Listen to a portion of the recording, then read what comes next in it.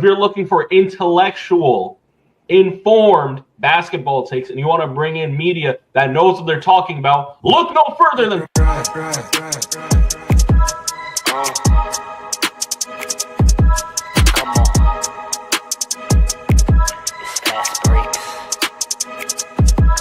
Listen.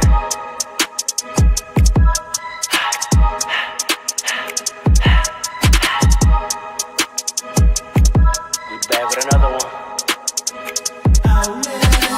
Fast breaks, yeah, we coming with the takes. Never early, never late, but we always push the pace, yeah. And we really study tape, y'all just view the highlights. Man, we really watching games, yeah. You just watch from the stands. We run 3-man weeks, Paul, Dre, and Allen, yeah. Way more than a fan. We got love for the game. We don't have to pretend. Got it out the mud like you get it off the glass. I'm the run the fast breaks, throw me the outlet. Yeah, we got it out the mud like you get it off the glass. Time to run the fast breaks, throw me the outlet. We on the break, it's fast breaks. We on the break, it's fast breaks. Let's go.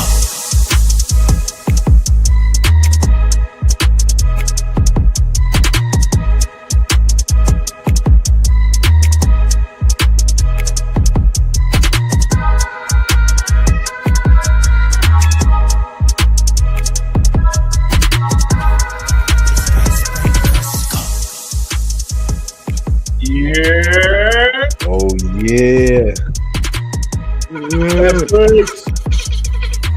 What did I You say? were around when Alexi Fed was playing ball.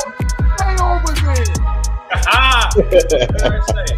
What did I Here we say? go. If you weren't around when Chris Luan was getting beer assists on the Knicks, stay over there. Yo, back not even turned all the way up, Paul. You gotta be higher than that. Talk to I the said, best. if you didn't have Starburys and you didn't want any, stay over there. All right, wait. Some of us, like, there are Long Island fans that didn't have Starburys. It's just not what happened in Long I Island. didn't have Starburys either. Nah, I'm not trying to hear that. You access to strawberries. You could have had Facts. access. Oh wait, what's he saying? He was too rich to get Starburys. Where's I didn't Bob? say that. I didn't say What that. does that mean? I What didn't does say that. mean? Nah, When there's only sold in the five no, I'm boroughs? dead ass. They really didn't have Starburys like that in Long Island. I'm not even kidding. Y'all close enough to Queens. That's a fact. That's a fact. I used to be in Brooklyn like that all the time. I used to spend my weekends in Brooklyn as a kid. Man, That's crazy. So you had access to strawberries, is what you're saying? Not 5 days out of the 7. if you didn't think Frank Ntilikina was the future point guard for the New York Knicks, stay over there. They were correct on that. Stop. They were correct on that. Correct take. Who That was the cares? correct Andre take. hype. I know Andre hype. What I know did I Paul say? hype. I know the whole New York City hype. This has been a long time coming. That's crazy. And you know what? Yeah. No matter what happens, can I just say this? It's still F Trey Young. No matter what. Trey, you're not talking. We Why not passed with that. We passed Why that. not with that? That Boston K, you know? Why not with that? Why not with that? Yo, Fast Breaks family, what up? We here with you. I'm here with you. Paul is here with you. Andre is here with you. Pharaoh's out today. Shout out our pod brother. Shout out.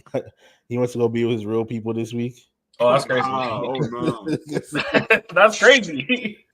Because he wants to go be with the Lakers fans this week. Oh, He has to go back home. He's gonna take it. He's gonna take it. Nah, Watch, shout out he's gonna hear that. He's gonna feel that in his spirit. But like, nah, they're talking shit. I'm logging on immediately. next week Nah, shout out to he's gonna Fab. come in. We need that. He's gonna come in hot with his little doofy Lakers hat, the little purple one. Sunglasses. Weird. But yeah, we're here to talk ball. Playoffs going crazy. The whole city's going crazy. New York is on fire right now. Makes Uh, sense. Yo, y'all We see gonna talk about the Knicks soon, Told though, you. but first. You know, Paul said it. Knicks in Told 6. you. I You know put what it I too. said? Hold on. Wait a minute. But did you say that the Knicks were going to win the championship? Yes. When I said it with you every. Nah, we're not doing this. Every you time said that, did you say that before the season started? Because I said it before the season started. It's I on didn't say record. it before. I will give you that. I didn't say it before the season all right. started. I didn't say before the season Paul, started. Once the season started, I was with you on that. Don't pretend I wasn't. Paul, did you say before the cat trade? Huh? Before the cat trade? Yeah, I said before the cat trade. I said we're going to the finals. Before the cat trade, I said we were gonna make it to the conference finals, honestly. And then after the cat trade, I'm like, they're probably going to the finals. And then when I saw them play, I'm like, we are winning the championship. There's still 2 more rounds to go. We're gonna see. We're gonna talk about the next best team in basketball. Right now. The best team in basketball. The best team in basketball? Yes, we did.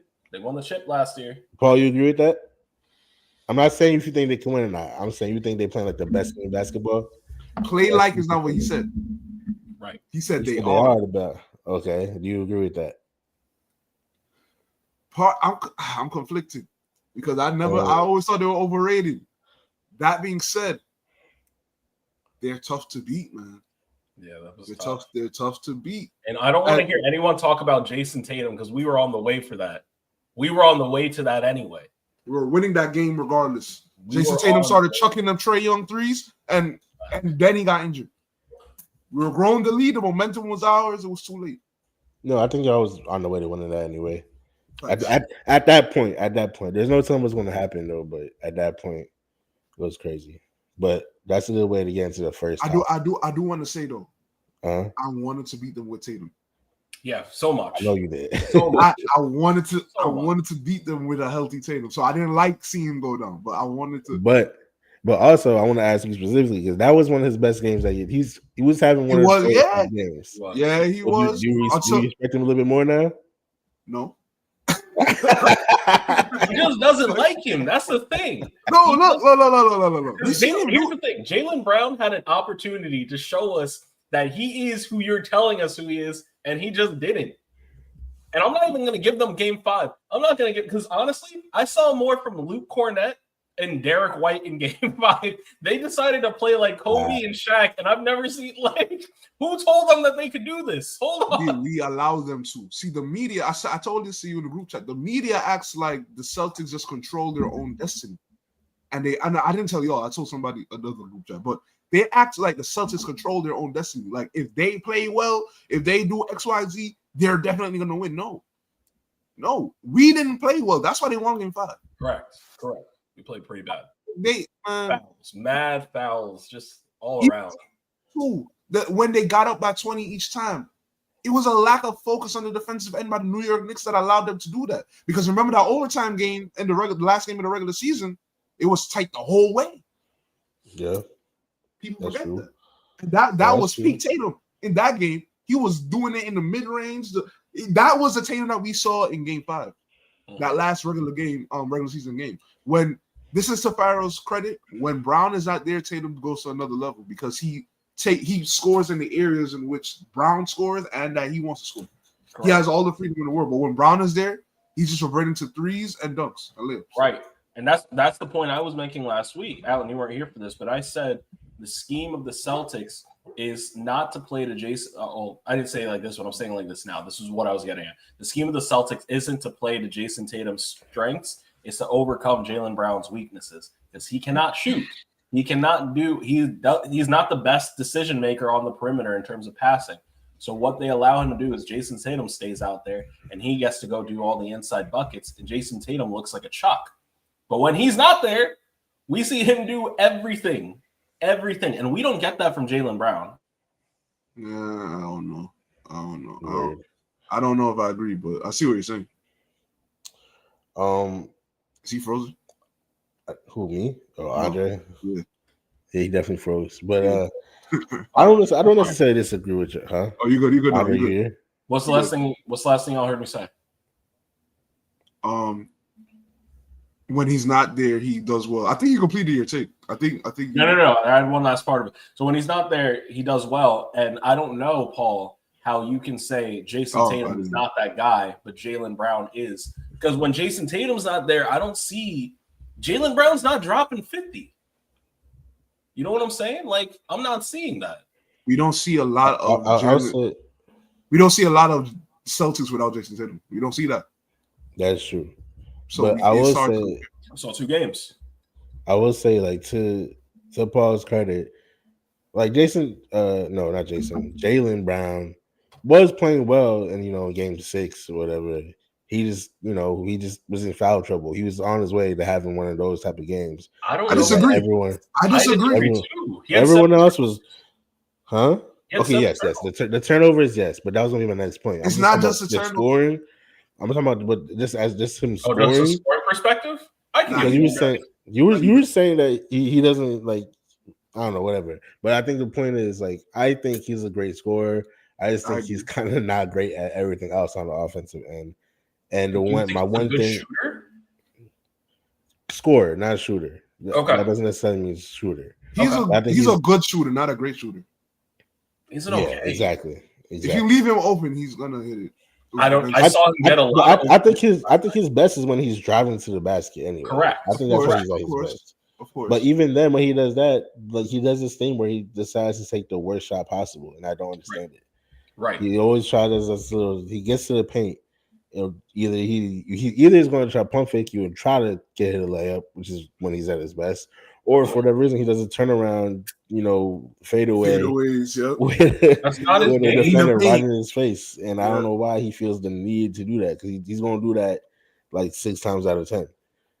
So I think he definitely got some work to do this offseason, and he's definitely got to fix some things if he's going to be without Jason Tatum for the whole year. He's got to call lethal shooter. That's what he's got to do. Why are we saying? Well, yeah, but why are we saying that Tatum's out for the whole year? Why is everybody saying that? It's just an assumption. It's just an assumption. When you have an Achilles, when you have an Achilles tear in the past, you're typically out for a year. But you're right though. It could it's been more advanced lately. Like the last person we saw do this, the last star we saw do this was KD, and he was out for a year. But you're right. It could change. Yeah. I could see him coming because you got to understand. This is going to lead into the topic, but we don't know what the Celtics are going to do. But if they keep most of their guys, they're still going to be one of the best teams in the NBA. Let's not act like Jaylen Brown doesn't have star talent. They're going to be one of the best teams. And then if they enter the playoffs and Tatum comes back, now what? You see what I'm saying? Listen, that's what I could see happening.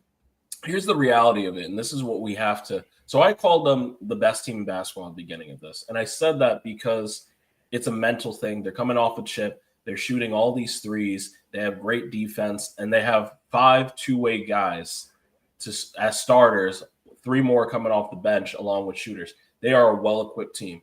But the reality of the matter is last season, okay, they went up against dilapidated teams that were either injured. Like they got a lot of luck last year. The Knicks flamed out not because of lack of ability, but literally because our entire starting lineup got injured. That is a crazy string of luck to go through. You know what I'm saying? The Pacers were not ready. The Mavericks were not ready. I think who do they have the first? Halliburton got injured too. In game 2 or 3. Halliburton got injured. I forgot about that.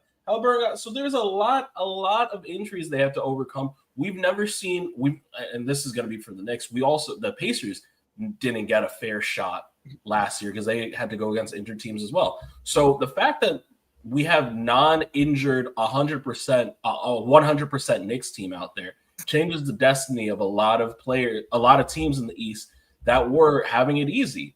And for the Celtics, how they rebrand and what they do, what their future goes through. Because just for context, audience, the sale of the Celtics went through under the second apron that has been the financial landscape of the NBA over the last, year and a half, 2 years.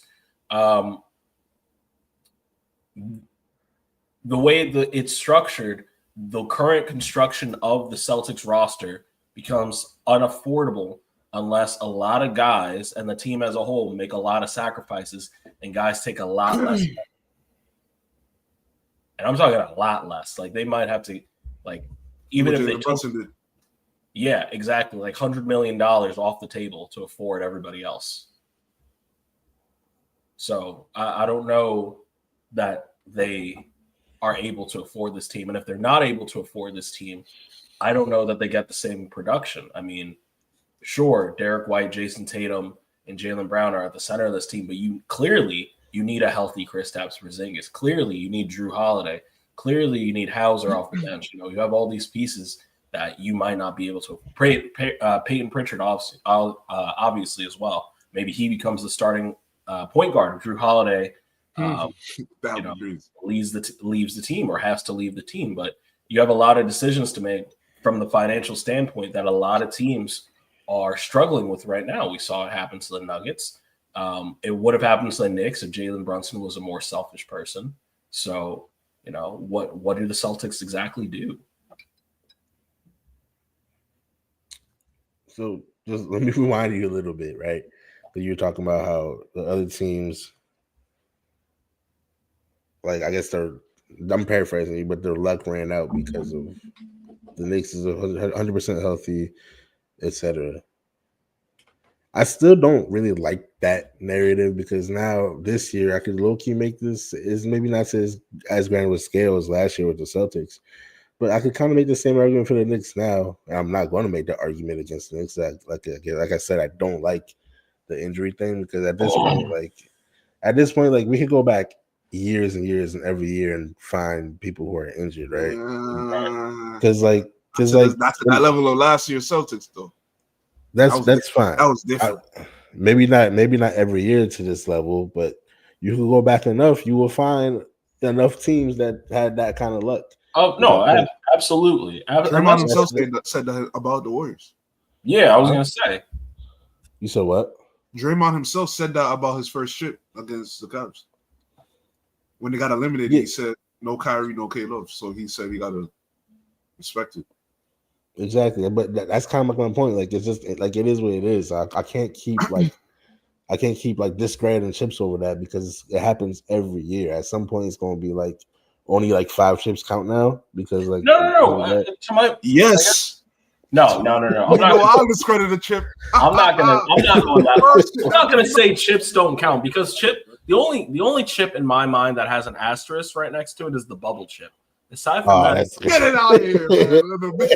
I'm not gonna lie, but you can't because that's what comes with the territory. Listen, it's after an 82 game season. Some of these series go 7 games. It's bound to happen when you run into injuries, and God forbid it happens to your favorite team. It's a terrible thing to go through. Comparatively, for the Knicks this season versus the Celtics last season, it was almost every round that the Celtics were running into the fortune of going against a depleted team, right? Or a team that wasn't fully ready. Whereas the Knicks, they just went up against a completely healthy Pistons team. They went up against who wasn't? Oh, Jalen Ivey. I forgot. Jalen Ivey, Isaiah Stewart. Isaiah Stewart did not 2 play starters. Well. Isaiah Stewart did not play well in the game that he played. You know what, Alan? I forgot about that. They were better off. No, they were better off without Isaiah Stewart, in my opinion, based on what I saw. Number one. And number 2, Jaden Ivey, the Pistons took another because he got injured during the regular season. They went up another level without Jaden Ivey. So no, but to Alan's point, that's correct. Because I forgot about those 2. Because they didn't. If they're better off without them, then what? What we gonna act like the Pistons didn't look better without them? Jaden Ivey is not. That's not. I agree with you, but that's Jaden Ivey maybe shouldn't even be a starter. Let's hold on. That I agree with you. That's not necessarily the point. The point was, I can admit I was wrong because I actually did forget about those 2 guys. I'm not gonna lie to you, and that's probably to Paul's point that like they were forgettable. Yes. But it goes against my point. The Knicks didn't go against a fully healthy team. So Alan actually might have a point. If you go back enough, or even if you look at this series, maybe the Knicks are benefiting, and maybe that's the trick of the trade. Like maybe it's our turn to benefit. Maybe that's what the path to the championship looks like. No, but seriously, like one of the things everyone would tell you one of the things you need for a championship is luck. That's one of the things they always say. Yeah, that's the thing. I mean, I'm not going to discredit him. He's one of the GOATs. But like, look at LeBron. One of the greatest things about him is his longevity, for the fact that he could stay healthy for as long as he has. And that is a big part about being present and winning in this league. You have to stay being the champion. Not only involves being better than everybody else, being better means being healthier than everybody else. Being actually ready to go. LeBron would say that's not always luck. That's preparation too. So sometimes, but like with Jason Tatum, that's a freak accident. Like you can't prepare for an Achilles. Nah, you're right. Yeah, true. You know, But in sometimes Paul, that Jaden Ivey was averaging 17, bro. That's not nothing. Okay, and maybe he shouldn't be the. Listen, man, Cade Cunningham goes to another level when he has the ball in his hands and has shooters around him. They are better off. I'm not saying Jaden Ivey's not a good player, but I think he should be the sixth man on the Pistons or go to a different team. That's what I think. I don't think he should go to a different team, but six man would actually be more fitting for him given the season. Actually, I don't even know if I could say that because they have Schroeder, yeah. Start him. He played well alongside Cade Cunningham. He did. He always plays well. Let's not forget the Pistons are still trying to figure it out this year, but because of the good coaching of JB Bickerstaff and the fact that they actually got some guys, that was a tight race, man. I don't know. You can't be mad at whoever won. Like, you know, but anyway, that was tough. Yeah. But the thing is I think they sped up their first. They tripled their win total from last year. They didn't expect to be this good this quick. That's why I said what I said. That's crazy turnaround. It is a crazy turnaround, but I'm saying when Jaden Ivey went down, they did go up another level. Where it's not. I'm not saying he's not talented and not an NBA player. He could be a star someday. Who knows? But it doesn't. I don't think he fits with Cade Cunningham on the court at the same time. I mean, that's the kind of the problem the Rockets are having. I mean, not to move too quickly or too far away. That's kind of the problem that the Rockets are having with Jalen Green. And Amen Thompson, and people are not talking about it enough. Amen Thompson looked better than Jalen Green in those playoffs. But anyway, yeah. But going back to another point you said, Andre, about the Celtics and the second apron and everything. It's like the problem with the second apron is, and not just the second apron, it's everything that comes along with it. It's like the luxury tax and all this stuff. It's not so much like it's whether you choose or not that you want to pay all that. And now if they have new ownership, we're gonna have to really closely watch like what they plan to do with this team.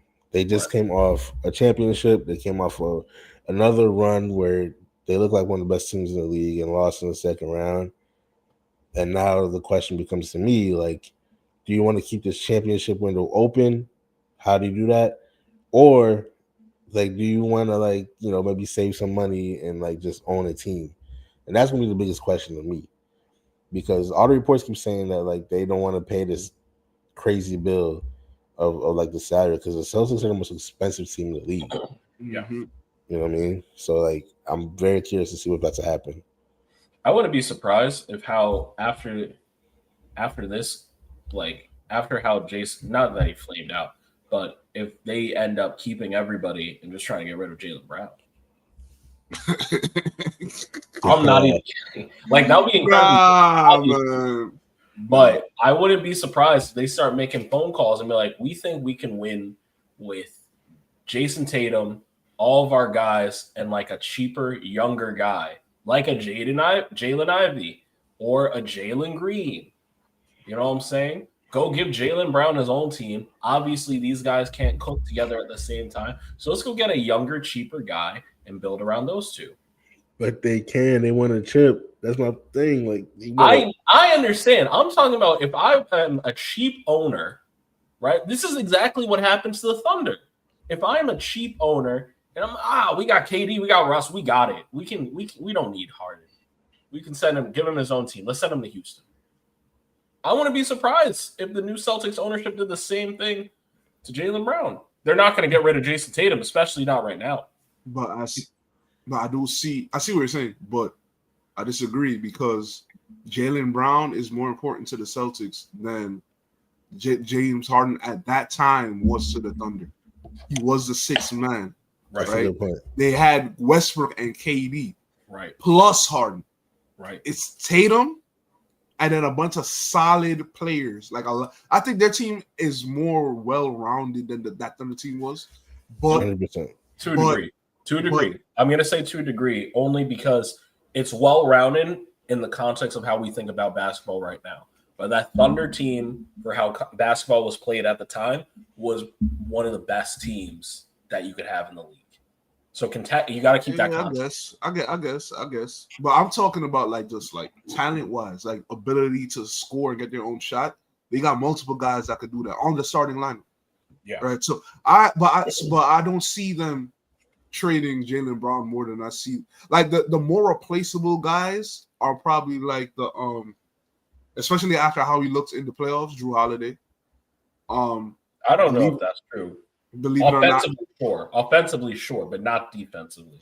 He did defensively. He didn't have the impact that he used to have, and he's like 35 against Jalen Brunson. Come on, against who has that kind of impact? Against Drew Holiday looked like a good defender, but he didn't look like what he was on the Bucks. He didn't look like what he was last year. He looked like I was about to say he didn't even look like last year. Yeah, right. Like he looked like a good defender, but not that like age is showing. A little bit. So I'm saying for a championship contending team, they might be like, all right, maybe we could downgrade a little bit for youth that does a similar job, right? Derek White, right? Listen, I know the production he put up looks crazy, but at the end of the day, he was taking a lot of open threes. Yes. And then when he made the open threes, he would chuck and make contested threes, right? There are guys in the league that could do that. Maybe they don't play as good defense as Derek White, as good of a defense as Derek White, but there are guys that could do that. KP, when he's healthy, is irreplaceable by anybody but like Cat, Jokic. No, Chet. I think he's better than Chet. Chet's not there. I'm not even putting Chet there. Not yet. Embiid when healthy, right? That's it. Who? Who's the last one? Embiid when healthy. That's it. Outside of those guys, KP when healthy is not gonna be replaced, right? But he hasn't been healthy, so therefore they might look into trading him. Who else? Peyton Pritchard's not going nowhere. He's not going anywhere. I mean, nice. I think he ends up being. I think going forward, the only untouchable guys I see on the Celtics, high key, are Luke Cornett just won his starting role. I'm not gonna lie for next. No. Luke Cornett. Let's relax. That's still the same Luke Cornett that was struggling to get minutes on the Knicks. That's not. That's still the same guy. Listen to me. Shout out to him, but like, listen to me. I'm not talking. We know about Luke Cornett. I'm not talking about a talent. I'm talking about, again, devil's advocate from the point of view of a cheap ownership. If that's what this ownership is. If I'm a cheap ownership, Luke Cornett, congratulations. You're getting promoted. And Chris Stapps, goodbye. Al Horford, though. What about Al Horford? He can. He looks like he's done, man. I'm not gonna lie. Listen, man's got 5 kids. He's trying. He's tired. Yeah, no, he got 5 kids. He's 38 years old. Every time he scored, the Celtics would say he got 5 kids. He threw up an alley-oop, but I said I know his knees are killing him. I know it. Oh my gosh. I think he was really giving it all this year. After the championship year, he really wanted to run it back. But I think it's a wrap for sure this time. I don't know. These old guys don't want to give it up, man. They don't. We see that in the NBA, like, because they're not the same old guys as like the old guy. You remember Baron Davis on the Knicks? How he looked? Yeah. These old guys don't look like that. Facts. they looking like LeBron or who else? KD. The problem is still give you something. And that's the problem. He can still give you something every once in a while, and that's going to trick him into thinking he still got it. Well, but just like, hey, yo, shout out to Rook. Rook is always saying these guys are retiring. We need an age limit right. That's Rook. He's always saying that. If it was up to him, Vince Carter would have retired 10 years early. 10 years early. No, but you know what the thing is also, and we've seen it, and this used to be the old pattern where, like, remember when guys, like, it happened to Dwayne Wade, it happened to a couple guys, even Kobe, when they start getting older and they lose out that athleticism, they start relying on that shot more. And a lot of guys can't hack it. Al Horford is not one of those guys. He is a legitimate 3-level threat in the sense that he actually, if you leave him open, that's a knockdown every time. And that's not something that actually used to be part of his early game. That's something he developed over time. Brooke Lopez is the same thing. So you have these. Again, the context of how the NBA is played right now. You can keep an old veteran for a little bit longer if they know how to shoot, and especially if they're big guys and all they got to do is stand in the paint, use a little bit of keep your hands up. You can pay a guy a vet minimum for a long time and keep a very solid team around them, So that's the other side. We're talking about the second apron. We're thinking about how to save money. You might not want to move the guys that you can get for a cool $2 million for 1 year. You know what I'm saying? That's a fact. Yeah. So let me ask you all this though. What move, if you're being cheap, right? Jaylen Brown is gone. No, this side is crazy. I'm sorry. You feel the way about Jaylen Brown the way I feel about Tatum. No, I love Jaylen Brown. That's the thing. You dislike Jason Tatum. No, you don't. I don't dislike. You just make me sound like I dislike him because of how the absurdity of the things you say. Nah, Jaylen Brown is like he got the Finals MVP and Eastern Conference MVP for a reason. On hate. It wasn't hate. We went through the numbers. We went through the numbers. People went through the eye test and they're like, I feel like he's doing better. Every stat told me otherwise. Every single one. So are you saying that the eye test? Not everyone. Almost everyone, though. Are you saying that the stats are more important than what you see on the court? I think the stats play into the actual level of impact and they should be taken into consideration. Of course. But that's not what I asked. Oh, yes, I agree. What did I ask? You asked if I think it's more important. The answer is no. Right. Okay. I'm saying that the stats were not given as much consideration as the eye test, and they should have been. I don't know about that. Because if you look at the impact to winning, Jason Tatum had a greater impact, just straight up. Even if he missed all the shots. He didn't. Yes, he did not. No, he did not. When you have a guy, the stats show you that. Stop. You're overrating stats. We're not doing this. You're overrating the stats. No, that's not what the thing is that the stats don't really. The stats don't show you Jason Tatum had a greater impact. Is my thing. So I don't disagree. It's because he had. If anything, the eye test shows me more Jason Tatum did well than the stats. Not all them bricks that I saw. See, we're talking about the bricks, but I'm talking about the overall game. I'm talking about his overall game. Exactly, his overall game. The eye test tells me his overall game was better because the stats tell me he played terrible. No, I disagree. The stats tell me he shot terribly. That's not the same thing. That's a big deal. That's a big deal, but it's not the only deal. That's the biggest deal. When it comes to stats, that's a pretty big deal. This game is about buckets, man. I don't care if you get 20 rebounds. You're not a center. Like, what are you talking about? If that's the same energy, I don't want to hear LeBron James in the GOAT conversation ever again. Okay, I don't want to hear that. Unless you start taking callers, you're not going to hear that. You used to have him as number 2. What are you talking about? Who, me? Yes. I mean, he's up there. You used to boldly proclaim him as number 2. You used to be like, I used to have Kareem over here for the longest. For a minute. Yeah, you did. So, look, and speaking of eye tests versus stats, I think stats are why you, Alan, say that Jaylen Brown had a decent game or a good game. No, because I feel like he was like for game 6. You mean? Yeah. Last night. Yeah. Let me bring it. Let me take it back. Let me not say decent game. He was on his way to a decent game if he stayed there. I don't know about that. I'm trying to figure out how what I'm trying to say. A decent game. I think he was on his way to a decent game. Only in the sense of like just scoring, because that's the context I was talking about. I feel like he was the only Celtics that was able to create and get his own bucket in an offense that looked terrible that night. Is my point. Is what I was trying to get at, basically. I mean, everything else, you're right, though. He had a bad game. The turnovers, I don't think anybody's defense was good. I think overall it was not a good game, but I think he was doing a decent job of getting a couple buckets. 20 points on 20 shots. How do you rate that? Was it 20 shots? Yes. He was 8 for 20. I had 20 points. I thought, are you sure? Are you looking at the stats right now? I remember seeing that when he fouled out. So, and he fouled out early. 8 for 20 is not that bad. It's not that bad. I agree. Yeah. But when you put it in context, 20 points on 20 shots, do you have the same amount of points as shot attempts? Yeah, that's always bad. That's always bad. That's not bad. Sometimes it's like decent, like Right. And that's how I categorize his game, because from what I saw, he was the only person that was able to get his own shot outside of Peyton Pritchard.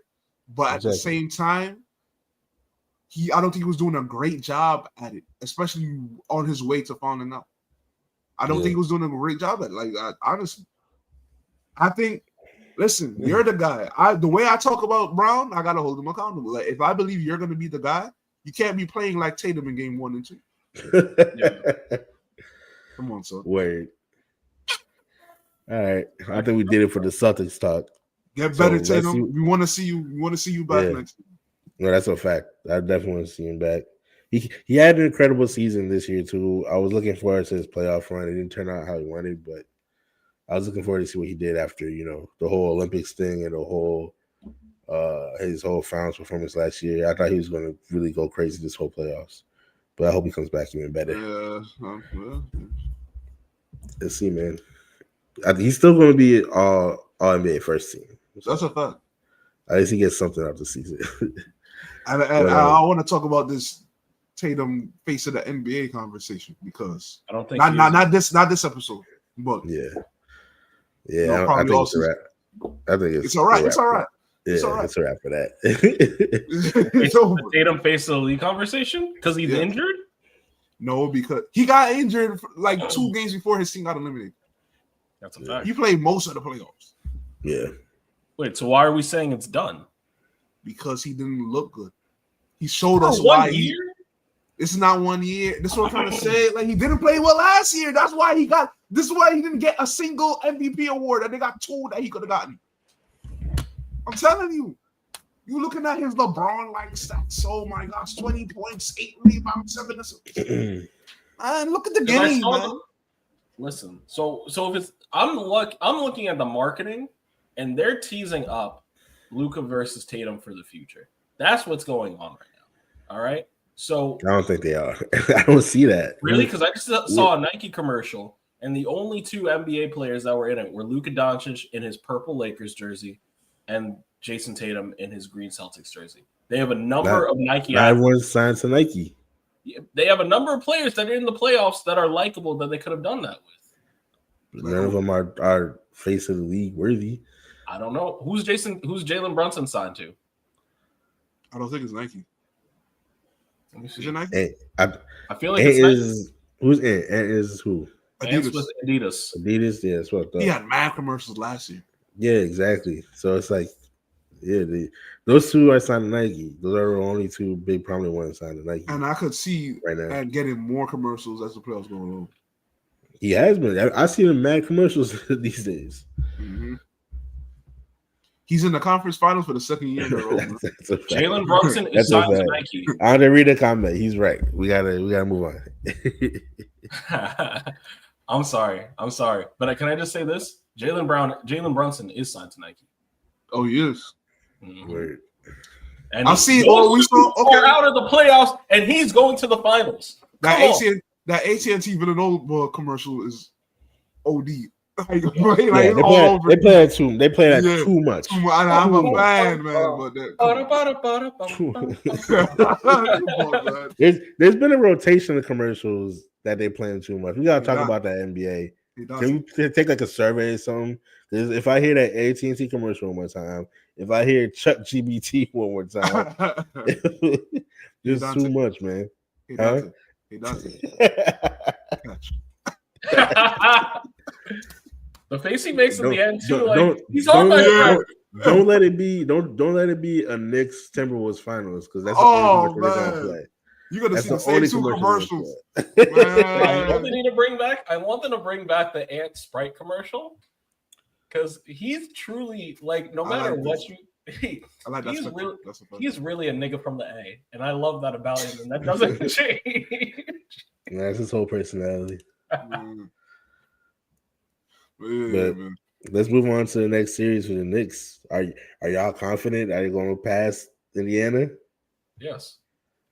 We're going to the finals, guy. Listen, I'm very confident. I'm very confident. Listen, let me. Paul, I know you respect Indiana, Paul. I do.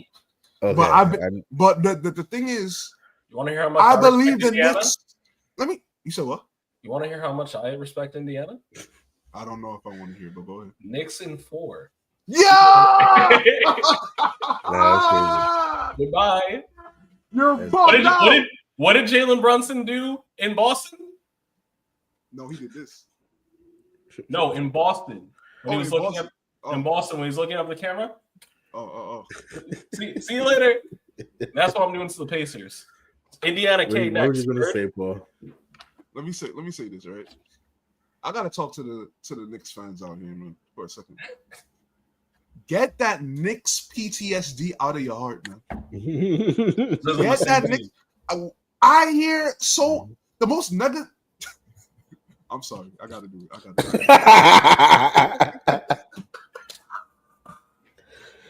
They don't respect your fans. We need caller.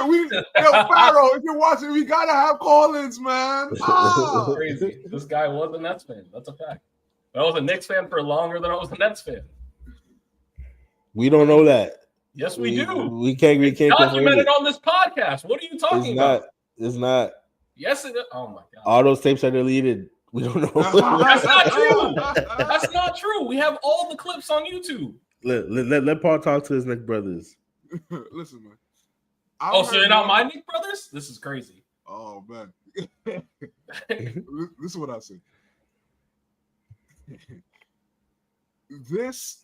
The most negativity that I've heard about the Knicks, pessimism, I should say, that I've heard about the Knicks has come from Knicks fans. And then when we win, everybody's like, "Oh my gosh, we're so happy, we're so." Listen, don't let the media win. We got. Listen, hold on. Let's put things into perspective. I said the Knicks are going to win a championship before the year started for a reason.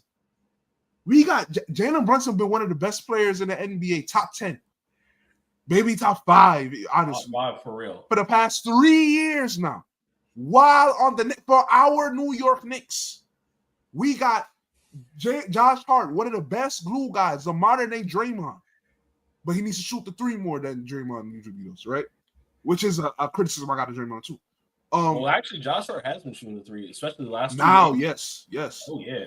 We got one of the two of the best defensive wings in the NBA, and one of the defensive wings that we got actually showed up offensively and has taken a step forward in OG. And one of those wings is the best player from the Nets. We got Mikal. Let's not forget. Let's put this in perspective. Mikal Bridges to the Knicks was something that we dreamed of and said as a joke, and it happened. That's a fact. It happened in real life. We got Karl Anthony Towns and Mitchell Robinson. We didn't have to give up Mitchell Robinson to have Karl Anthony Towns. We have versatility. Let's not forget how good Mitchell Robinson. A lot of Knicks fans forgot how good Mitchell Robinson is. We got versatility. We have hunger. That's the key. That's the key. That every team should watch the New York Knicks and try to emulate us because it will make a better NBA. You know why I say that? Because no, I'm so serious too. You know why I say that? Because the Knicks, this whole time before we got Jalen Brunson, I should say, right?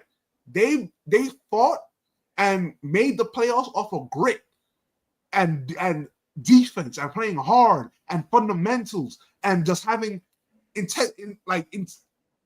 the fortitude, mental fortitude, and the conditioning, like it's crazy. Like the things that people say about the Heat. Let's not forget they got that from the Knicks. Pat Riley took the Knicks culture and brought it to the Heat, called the Heat culture. Thibodeau brought it back, right? And we still got that. And now it's showing. It didn't show its head. It didn't show its face throughout the season enough. But now it's showing that culture that Tom Thibodeau, we got to give credit. He hasn't been perfect, but that culture that he instilled within us is still here. And now we have enough talent. When you combine that and leadership from Jalen Brunson, when you combine intangibles, all the things that people want from the NBA stars and superstar teams, combine that with some talent, that's a championship. That's a championship in the making. And I saw that. The Knicks culture combined with the increased talent that we got this year we're gonna win the chip. And as Knicks fans, we need to stop allowing these guys to get to our these like Brian Windhorst. I got love for Brian. I like Brian Windhorst. But these guys that just are so pessimistic are like, oh, they'd be lucky if they win the game. Stephen A. Smith, who's supposed to represent us on TV, right? We can't let these guys win. We watch the Knicks every game as Knicks fans. We know how good they are. We know what they could have done. And it's time that we have the confidence in our team that the players and the organization has in them themselves. Why not say we're going to win the chip? It's not the same old Knicks. Why? Because it's the Knicks and the Knicks are going to Knicks. Nah, Knicks being Knicks means something different now. It's different now. And we need to have the confidence in our team. So we're going to win the chip. And I said it before the year started, and now people are now like, wait, this might actually be true. Nah, as Knicks fans, we should have been standing up a little taller. Get that Knicks PT. Why not? That's a fact. Why not? Get that Knicks PTSD out of your brain. This is a different team now. And it's going to be different for the next 10 years.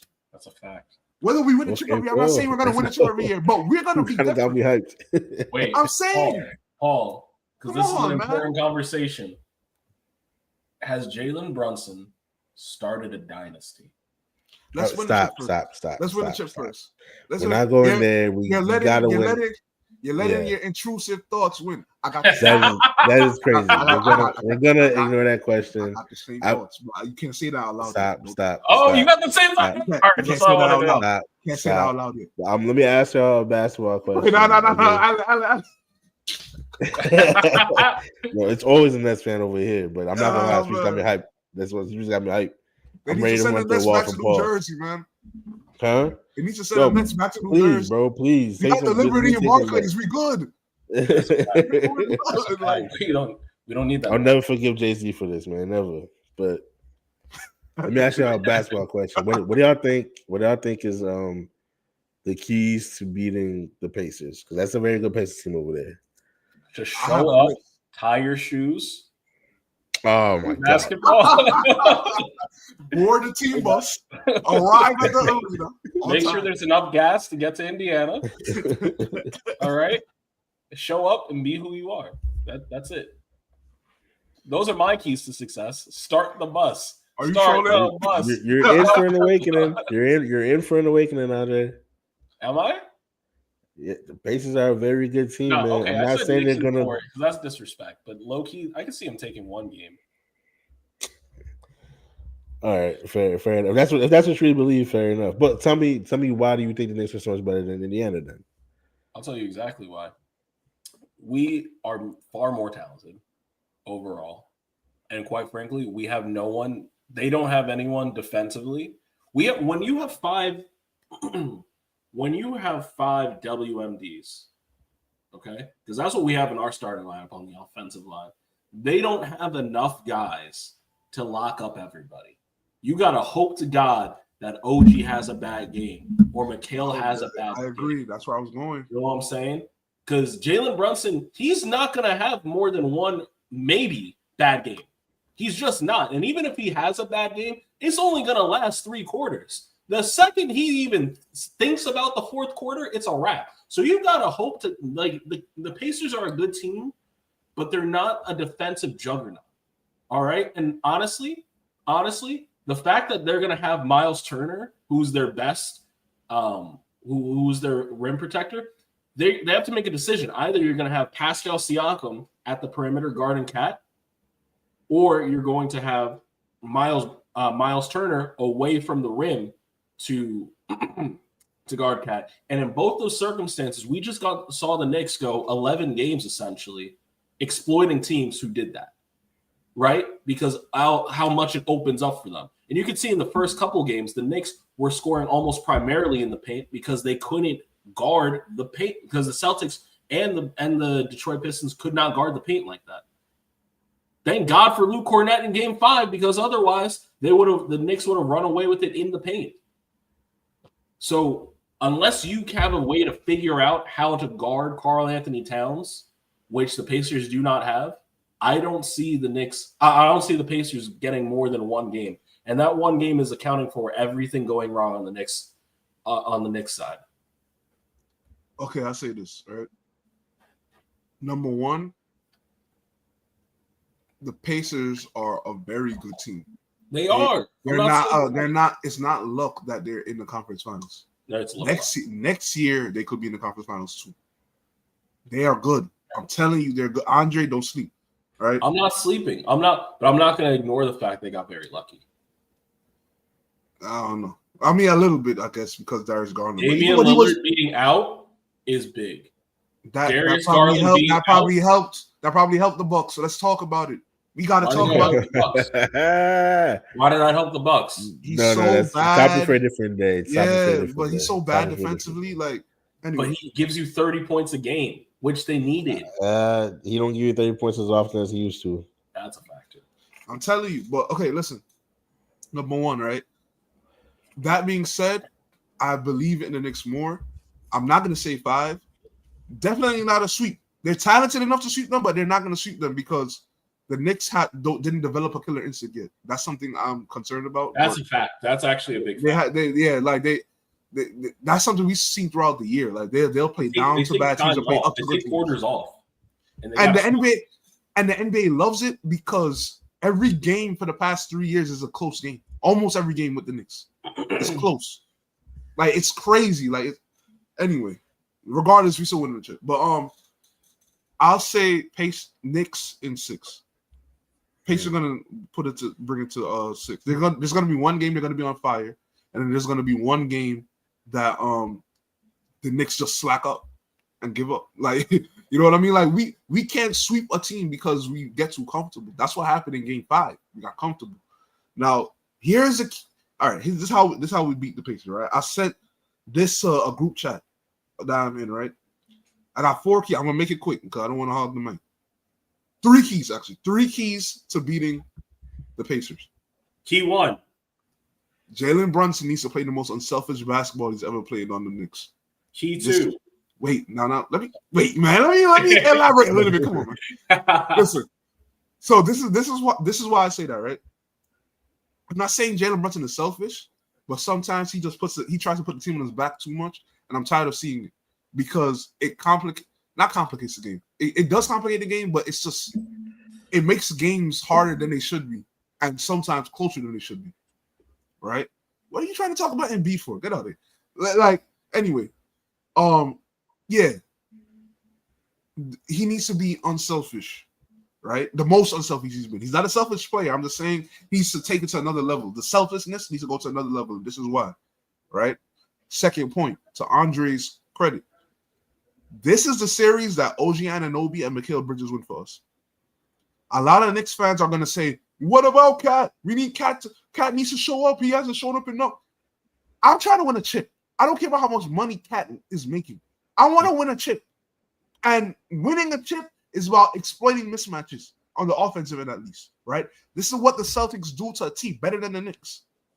Yeah. This man, OG Anunoby, is a wing, like a real wing, like 6'7", 6'8", strong, right? And plays physical, right? Has a little post game too, right? Like a little, like he'll get in the post. He doesn't have great footwork, but he'll body people and finish the shot, right? The layup attempt, right? Mikal Bridges is more finesse, but he's so lanky that all he has to do is just get to his spot. It doesn't matter if you hit him in the face. He's going to shoot over you and make it for the mid-range. Right now, he might be the best mid-range shooter left in the playoffs right now. He's that good for the mid-range, right? The Pacers have no wings. 0. They have point guards and centers. They got a bunch of guards, feisty guards, and centers, right? Why not? Why not just exploit the mismatch? They got nobody that can hold. Who's gonna hold them? Naismith? Who's gonna hold Mikal Bridges? Nembhard? They're short. They're shorter. That's what they're gonna say. It's Mathurin. It's Matherin's time. Mathurin is like 6'5", 6'4". He's short too. Oh, she's gonna body him. That's what I'm trying to say. Like, I've seen OG standing dunk on people like a center more times than not. That's what I'm trying to say. So I could see Cat trying to go off. I could see Jalen Brunson trying to go off, and they have nobody that could guard him. But he's gonna have to work too hard. Why are we working hard? You know what I mean? Let's win. Reserve him for the finals. Let's win this and give the ball to Mikal and OG. Third point, right? This is the last point. I could see Cat and OG switching between Pascal and Miles Turner, right? Like just taking turns. But I see more Cat on Pascal than OG on Pascal, right? If Cat could play the defense that he played against the Joker in the Western Conference Finals last year against Pascal, they have no shot. If Cat could stand tall, be a physical presence, because Cat, his problem is he's not a good help defender. But on-ball defense, at all. But on-ball defense against other centers that kind of play like him, or Pascal's not a center, but he's almost the size of a center. He's better that way because he doesn't have to use mobility. He doesn't have to time his jump because he's not going to jump because he's going to be posted up, right? He's better that way. That's why he did a decent job on Joker last year in the Western Conference Finals. If you could do that with Pascal, it's a wrap, right? And I got one more bonus point. Quick. The Pacers are really good. I know. These games are not going to be blowouts. We're not blowing them out, and they're not blowing us out. No. So if it's 5 or 6 points, right? If it's 5 or 6 games, all of them are going to be close. All of them are going to be close. We have to have the patience that we've had against the Celtics when they go on a run, the mental fortitude to say, all right, it's not a big deal. If we're up 20 and they bring it and they come back and tie the game, let's not overreact because they're one of the best, if not the best, offensive team in the league. So let's let them go on their run. Don't overreact. It's going to happen. They're going to hit hard shots. It is what it is. And Tyrese Halliburton seems to have taken a step forward than he did last year. Yes, so they're definitely going to go on some runs. So that's how we beat them, though. Now, will Tibbs do what I said and implement what I said should be implemented? That's the question. And that was going to be my point. I think the cold keys in this whole series is Tibbs. It's about what he's going to do.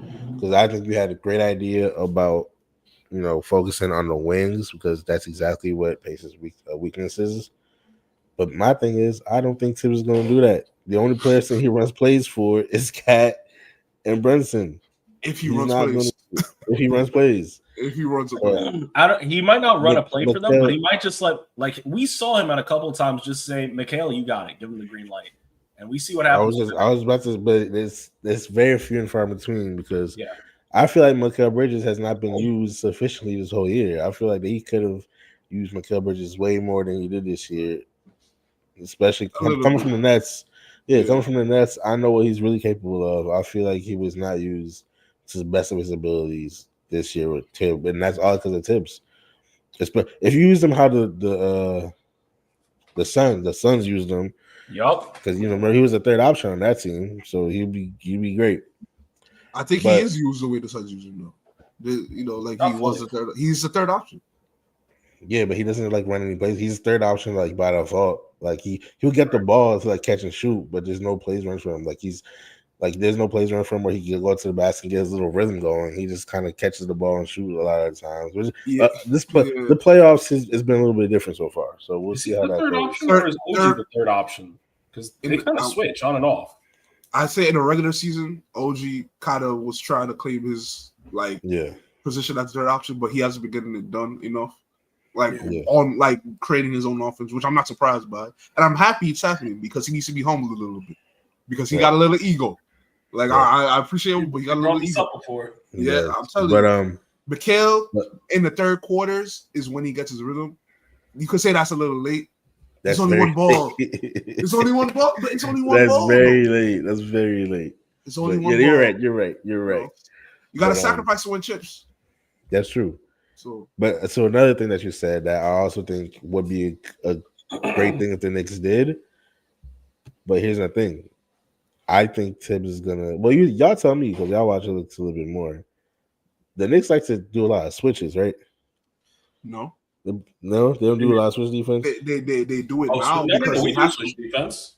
No, but he said a lot. What do you mean? It was it was pulling teeth to get Tibbs to do this. He's doing it now because he got no choice. He doesn't like to do it. Right.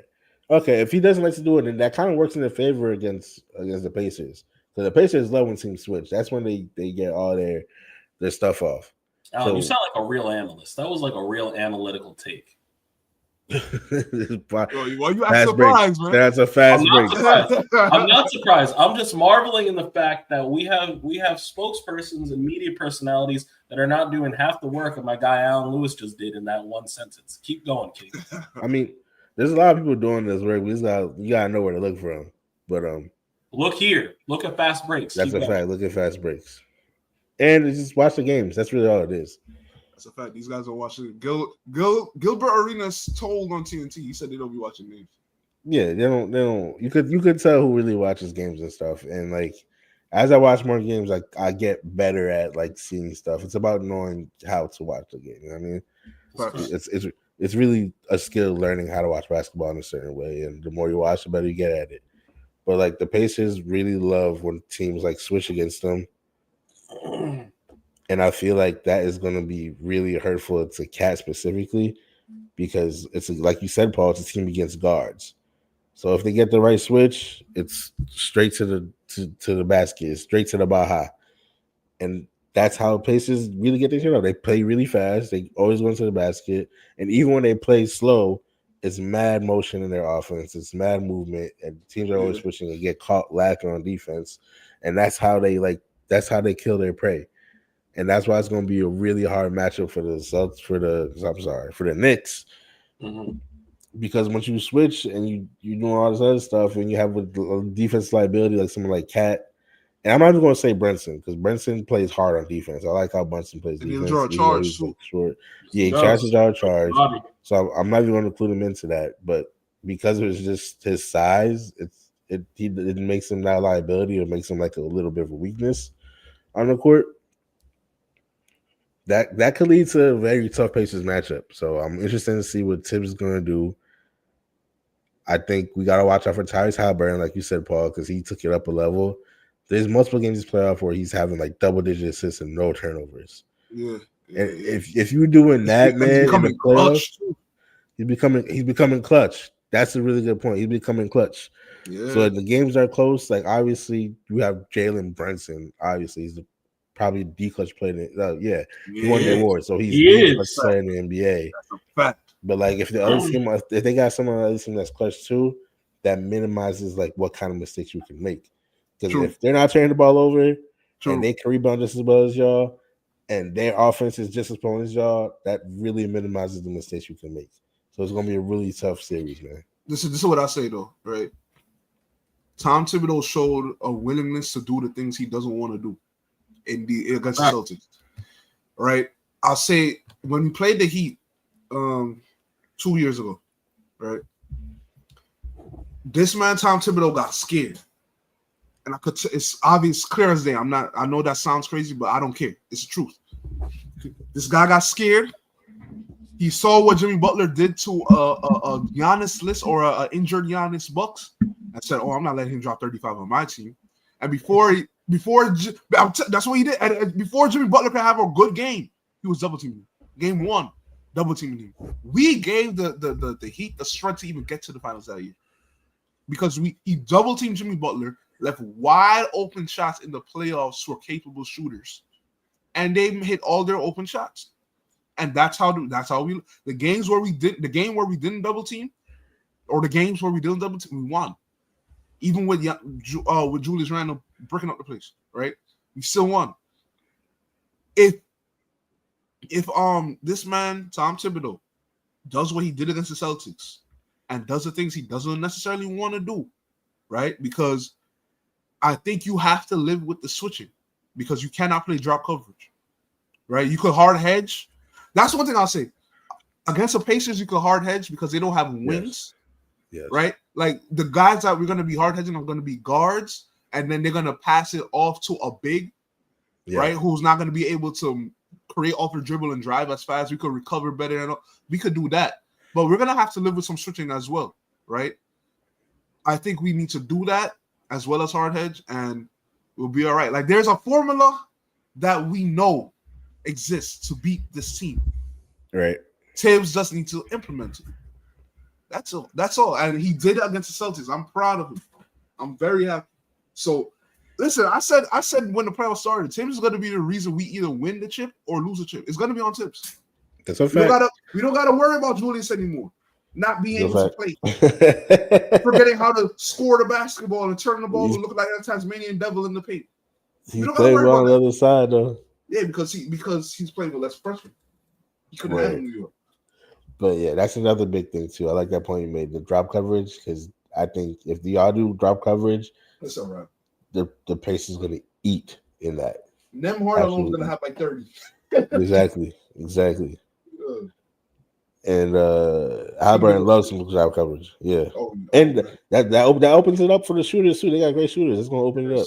Yes, you cannot play drop coverage is done in the NBA, man.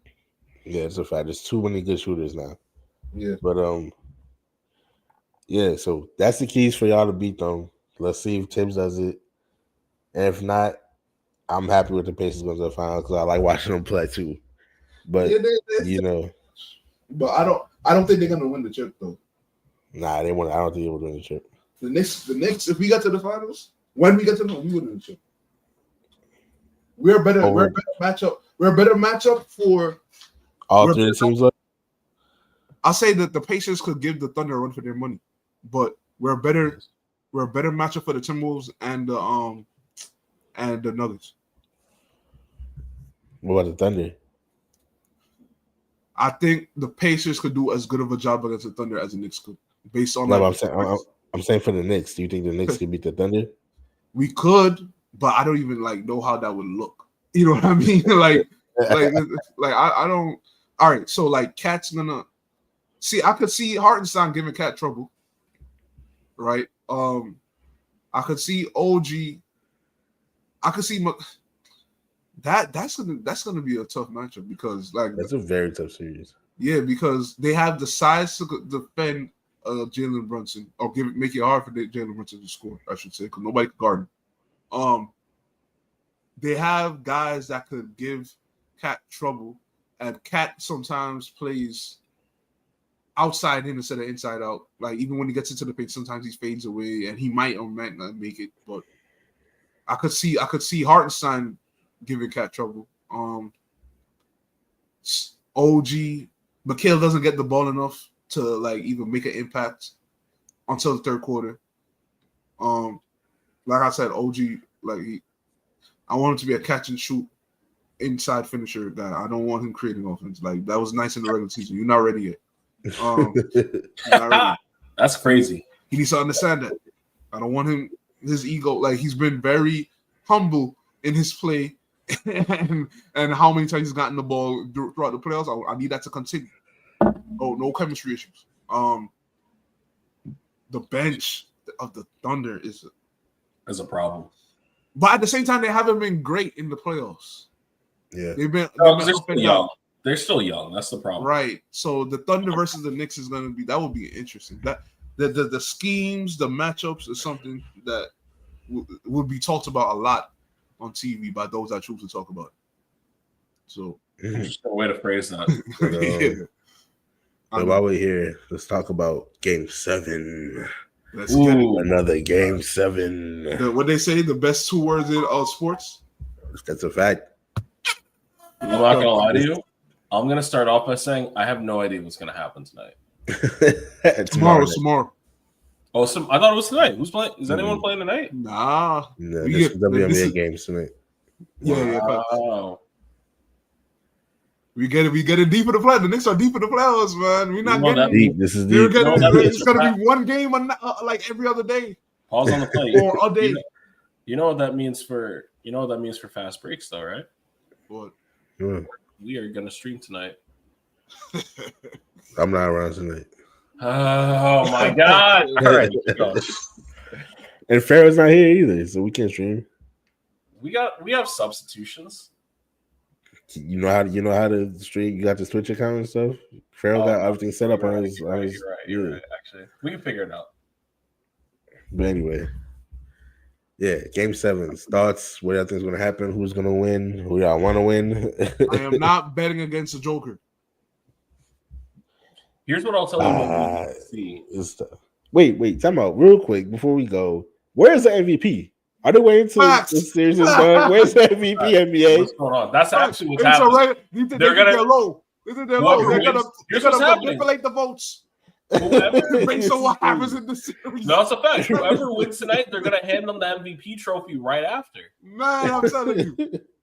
That's a I'm fact. telling you. It's the series is gonna end like on Sunday, and then on Monday they're gonna be like, "Oh, and the MVP." That's gonna be crazy. That's exactly what's gonna happen. We knew it all along. It was fill in the blank. Jason That's Tatum. crazy. It's been mad long since the NBA ended, since the season ended. NBA. Look at us. They've been What's doing this up? the last few years, man. I don't like it. It's a regular I season don't. award. Has it always been like this deep though? I know they No. always did during the playoffs, but I don't remember it being this It deep in wasn't the this past. deep. No. It's been like a month. Listen, But this is yeah. the new wave now. This is what they're doing. They've been doing this the past like 3-4 years. yeah, Before it would be like in the first round or right. semifinals. It's supposed to be the Eastern Conference Finals, and we still don't know. It's supposed to be the conference finals, and we still don't know who Votes, the yeah, MVP is. that's what I'm saying. Or the first teams and all that. That's crazy. And listen. Let me say this, Adam Silver. Giving the Mavericks the first pick does not help. Does not help your case That was deep. against the these allegations. these rigged allegations. That was crazy. That was nuts. That was crazy. Y'all, Wait, even if it, listen, you know what's so crazy? They would have been better off rigging it against the Mavericks and holding their credibility because the Mavericks getting it looks so crazy. Oh my God. You're right. They should have rigged it against him. You're right. Yeah, like you would have that would have looked more fair. That would have looked more realistic. Because they saw, the Mavericks got it now. Throw that away. Wizards. That's crazy. It could have been either 2 or 3 would have looked great. It would have looked better. But Look at what I just sent y'all on Instagram. It's crazy. The number 1 pick is crazy. Man, get off Instagram, man. Yeah, that's a fact. We're doing the pod. I just wanted to send y'all the picture I saw. Yeah, we're gonna talk about it on the pod. Yeah. Yeah, that was nuts. That's crazy. But for Game 7, I really don't know who I think. Well, when we did our predictions, I picked the Thunder, but now I truly don't know who's going to win. That's the problem. And it's like this series is not even about, to me, like the X's and O's and everything. It's just about which players are going to show up better. You know what I mean? Like That's correct. they're both doing a pretty good job with like not a pretty good job, but like they're doing an okay job. Like the Thunder are doing an okay job against Jokic, right? And I think for the most part, Nuggets have been doing a good job against like SGA in terms of like containing both the team stars. But then, huh? They both been going off though.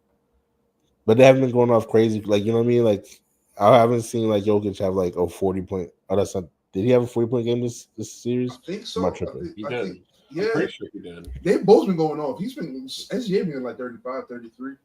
Yeah.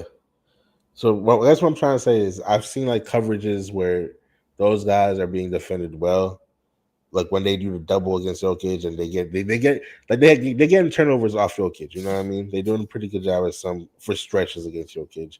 And on the other end, where Nuggets get into the zone against OKC, and it looks like Shea has to give it up and has to become more like a playmaker and has to pass the ball more. All that stuff has been working as well as it possibly could against 2 MVP level players. But the main keys for each team has been like the role players each and every game. Someone is always having a good game, and whoever does that is the winner of the game. Whether it's Aaron Gordon or someone for the Nuggets or Strother or someone like that. On the other side, Lou Dort, the Zoe, like it's all dependent on like the role players. And like, so I don't know who's going to show up tonight. They saying Aaron Gordon might have an injury tonight too, or tomorrow night. Yeah, that's a big impact. That's huge. I'll tell you who's showing. Actually, here's my prediction. Game 7. Where is it? In OKC. It's in OKC. I'll tell you exactly who's showing up. Russell Westbrook. I knew you were going there. I knew he was I knew going you to were going there. All right. 30, 10, and 10 to lift Yeah. him up past his old team. Okay. Let me tell you, I've seen him go off in not these playoffs, but I've seen him go off in a playoff series. Not these playoffs is crazy. Listen, man. If that would be the NBA script on Overdrive. I'm not gonna lie though, that would kind of get me tight because because imagine you want to see who's gonna step up out of the MVP candidates. Yeah. And Russell Westbrook just turns back the clock and says, "Who cares? I'm winning this series. I'm winning this series." I'm MVP every year. But isn't that just a Russell Westbrook thing to do? That's the thing. That's a Russell Westbrook thing to do. Yes, it is. Man will just people will be talking crazy on his name. He'll just randomly give me 45 and be like, "I told you I could do it," and then have like -7 the next game. And I'm a Westbrook fan. Like, this is crazy, but this is what it's turned into. Nah, yeah, it's bad because like y'all hear people talk about the Russell Westbrook experience, and like I definitely understand what that means this year more than any other year. Yes, because like I've never seen another player who will do something so good on one play and the very next play do something so boneheaded, bad. Like it's within plays. Yeah, it's within. It's plays, an open lane. What are you doing? It's not just open. Making Westbrook fans look bad, boy. It's kind of like, but it's not even. I can't even say making them look bad because like when he does something good, it's so good and timely for the Nuggets. Yeah, like he'll get like a steal or a putback at the perfect time, and it like that's a play that won in the game. But like he might take a bad shot with like a minute 06 left, and it's like pretty much just a turnover or something. This is what I said, right? Alan, you said something interesting. You said the coverages that they're playing on the stars are working. The superstars are working because for stretches, right? I think the reason you're saying that is because this is a series about the role players. Yes, role players are winning the series. Yeah, like they're the ones who are with. Like if Lou Dort didn't make all them open threes, right? Because they're doubling Shea Gilgeous-Alexander, they're leaving somebody open. The role players are gotta have to hit the shots. Lou Dort doesn't hit those shots, they don't win that game, and the Nuggets win. If Schroeder doesn't hit those shots, even with Jamal Murray showing up, they don't win that game. He was the difference. Like so again, like, and then Jalen Williams is selling. He is choking. Oh my God. He's been so bad. He's choking unbelievably. Right now, he's young, so I'm not gonna say. No, he's not. I'm not gonna say that's gonna continue for the rest of his career. It could, but I'm not gonna say that. But right now, man, even James Harden ain't played this bad. But this is Julius Randle levels. But listen, honestly, he's hurting the team. But if somebody else steps up, they could still win. I do think though that in this series, I could see none of the role players playing well. And it's just a start. Like I could, whoever is gonna step up and show that they're the real best player in the West. That's who's gonna win this series. I don't know. If shout out to Anthony Edwards, but I don't think he's better than Shea or Joker right now. And I think that Jokic is the best in the West. Therefore, he's gonna win it. Wait, hold on. Real quick, Andre. I'm sorry. One quick question. Why'd you limit it to just West? I'm sorry? Why'd he limit it to just West? Because he knows who the best player in the East is. He knows who the best player in the league is. Come on, in the league. Why'd you limit it to just West? You know what he's trying to tell you. Let the playoffs play out, and you'll figure out why. Listen. Okay, Andre, go. I've seen some things I ain't seen since Kobe Bryant. Word. That is a fact. No. Pharaoh, come back. Pharaoh, come back. Come on, man. Pharaoh. That's a fact. That's a fact. Wait. Let me ask you a question, Alan. When's the last, real quick, when's the last time you see somebody just put the team on their back like that to close out games consistently for 3 years now? You're right. You're right. You're right about that. But at some point, we gotta put. And I love Jalen Brunson. Jalen's my guy. Y'all know where he's from. Okay, facts. Yeah. And he claims it. He claims it. And Kyrie claims it too, by the way. I'm tired of this. I'm so sick of this. I'm so sick of this. Enough. Yeah. Kyrie's from Jersey. Stop. Enough, bro. I thought he was from the Bronx. What's going on here? Huh? I thought he was from the Bronx. He's not. His father, Diedrich Irving, he only has one father, and he's from the Bronx. He's not from the him. Bronx. He got family. He got family up there. That's cool. He spent time up there. That's cool, man. But that man is from Jersey. But anyway, his father, not him. I forgot the point I was going to make. That's the point. But yes, but yeah, he put the team on his back. He does all that. But like, if your team is constantly down in the first place, you got to put the team on the back because you're letting them get down by 20 every game. Like, you can't call that like, you know what I mean? It's not like it's a close game and he like just takes over. He has to bring them back down. Like, that's why it's impressive. It's impressive, but we can't call that like the best. If you let him get down in the first place, that has to count for something. Listen, real stars shine brightest in the darkness. Okay, that's what happens here. That's what he's doing. I said real stars shine brightest in the darkness, and that's what he be doing. Okay, that's what he be doing.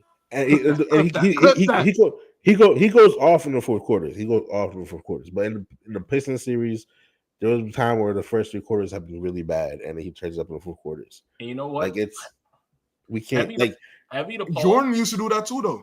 Kobe used to do that too. Kobe used to do that a lot, and we don't talk. I remember one game. It was the 2012 season. I remember this is like right before Steph Curry was becoming Steph Curry. 2012 season against the Warriors. It was like a first game, and like the Warriors were like leading the entire game, like by a lot, like 15 minimum. And then fourth quarter starts, and Kobe just says, "I've had enough." That's all right. Hey, that's a nice little lead, y'all. There are stories of this man walking up to people at the end of the third and being like, "You had a nice game. Good shit." I like what you just did out there. And they're like, "Wait a second, we got to hold their fourth. And he just dominates. That we haven't had, to Paul's point, we haven't had a player like that. Not LeBron James, not Jason Tatum, not Steph Curry. We have not had a player like not Steph Curry since Kobe Bryant. Let me say this, right? This is why we keep talking about Kobe, right? Yeah. One thing that Jalen Brunson, since he's been on the Knicks, has shown is the ability to adjust within games. Yes, right? Yes, absolutely. And when you combine that with a fearlessness and just a hunger and grind and Mamba mentality, then now you're talking about closing, like closing on a different level. Now, here's the thing, right? I understand what you're saying, but the thing is this: the problem with these superstars today is that, and it's been like this for the past like 10 years now, is that they don't have another level to go to because of the inability to adjust. Michael Jordan would have a bad game and then have like 15 points, like a Jalen Brunson would have like 15 points in the fourth quarter, and all of a sudden look at the stats and you're like, not that bad. But when you look at what he did and how he did it, those average looking stats or like decent looking stats actually feel crazier because of the impact that they had and when he had them. Kobe Bryant, same thing. We've seen bad games from all of them, and we've seen games where they were bad at first and then they end up turning good because they take it to another level, right? It's an intangible thing, and it's just an ability to adjust to schemes, and it's just something that a lot of these players are not. Look, this is the last thing I'm gonna say. These superstars, to clarify what I'm saying, these superstars today, most of them, they have that level where they could dominate at, and then once they get hit with adversity, like real adversity, it's a wrap. They can have 40 points, but if it's 40 points and it's a close game and they need to go to another level, they don't know how to adjust. They don't know how to adjust and take it to that other level, put the team in their back. That's why you see a lot of these guys start chucking up threes because they don't know how to adjust. They settle. Jalen Brunson is not settling. He's using footwork. He's using the history of the game to adjust and do what needs to be done. And he's not scared. Some of these guys be scared. But anyway, back to the Fair enough. But one, it's every game they're down 20, and two, we can't put Kobe's name in there when he's doing this in the first and second round. We can't. That's my piece about it. I'm foreshadowing. I know I'm foreshadowing. That's fair, but I just gotta say that piece about it because I know Farrah would be incensed if you heard that, so I gotta rep it. Did guy care? Yeah, She'll be a Knicks fan anyway. Go ahead. This is the he's the last person, Jalen Brunson. He's the real Kobe protege. Nobody else has shown a mama mentality unlike this guy. It's not Giannis. Now that's a conversation. It's not Devin Booker. Shout out Devin Booker. He's close. But nobody's shown it like Jalen Brunson. I'm not mad at it at all. Nobody. I'm not mad at that. That's a good conversation. I can take that. He's doing for New York Knicks, man. The only thing Pharaoh's going to say about the only legitimacy I would give to Pharaoh on that argument is to say, oh, Jalen Brunson's not half the defender that Kobe Bryant is. Fair. And also literally because of his size. But that's not what we're talking about right now. We are talking about clutch factor. And when it matters the most, Jalen Brunson puts the team on his back and sends other teams packing. He's been doing this for 2-3 years now. It's just that he's just not getting the credit. Yeah. Because people are looking at the Knicks like, oh, wait, they might actually go all the way. Because this is the first game. This is the first series in 2 years that we are fully healthy. And we don't have a choker on the team. But go ahead. Hey man, I don't. We can't. We gotta slow down that conversation with him now because he's been going crazy. Yeah, in Minnesota. In Minnesota. Go ahead, have fun.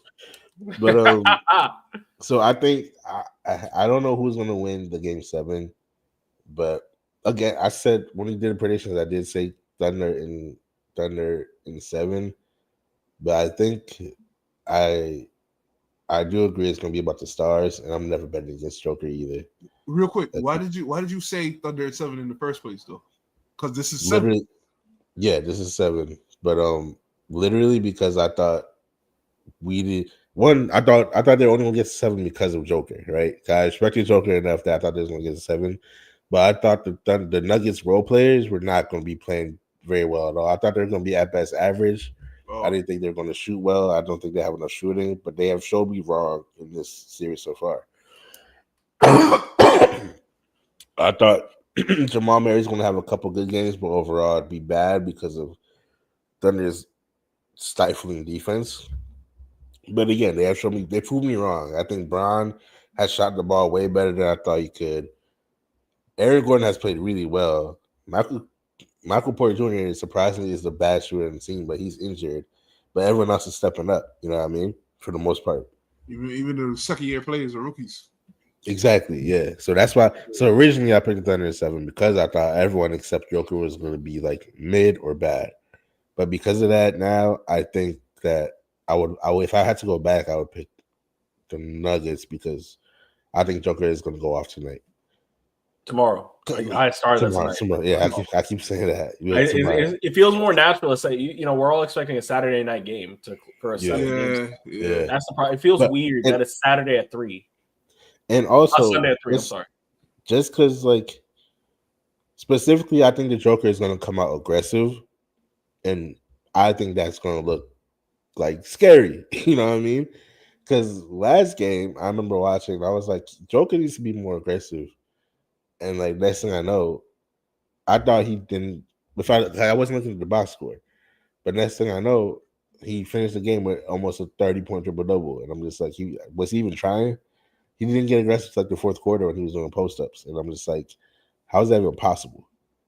Like that man is just nice, bro. Like he puts up numbers effortlessly.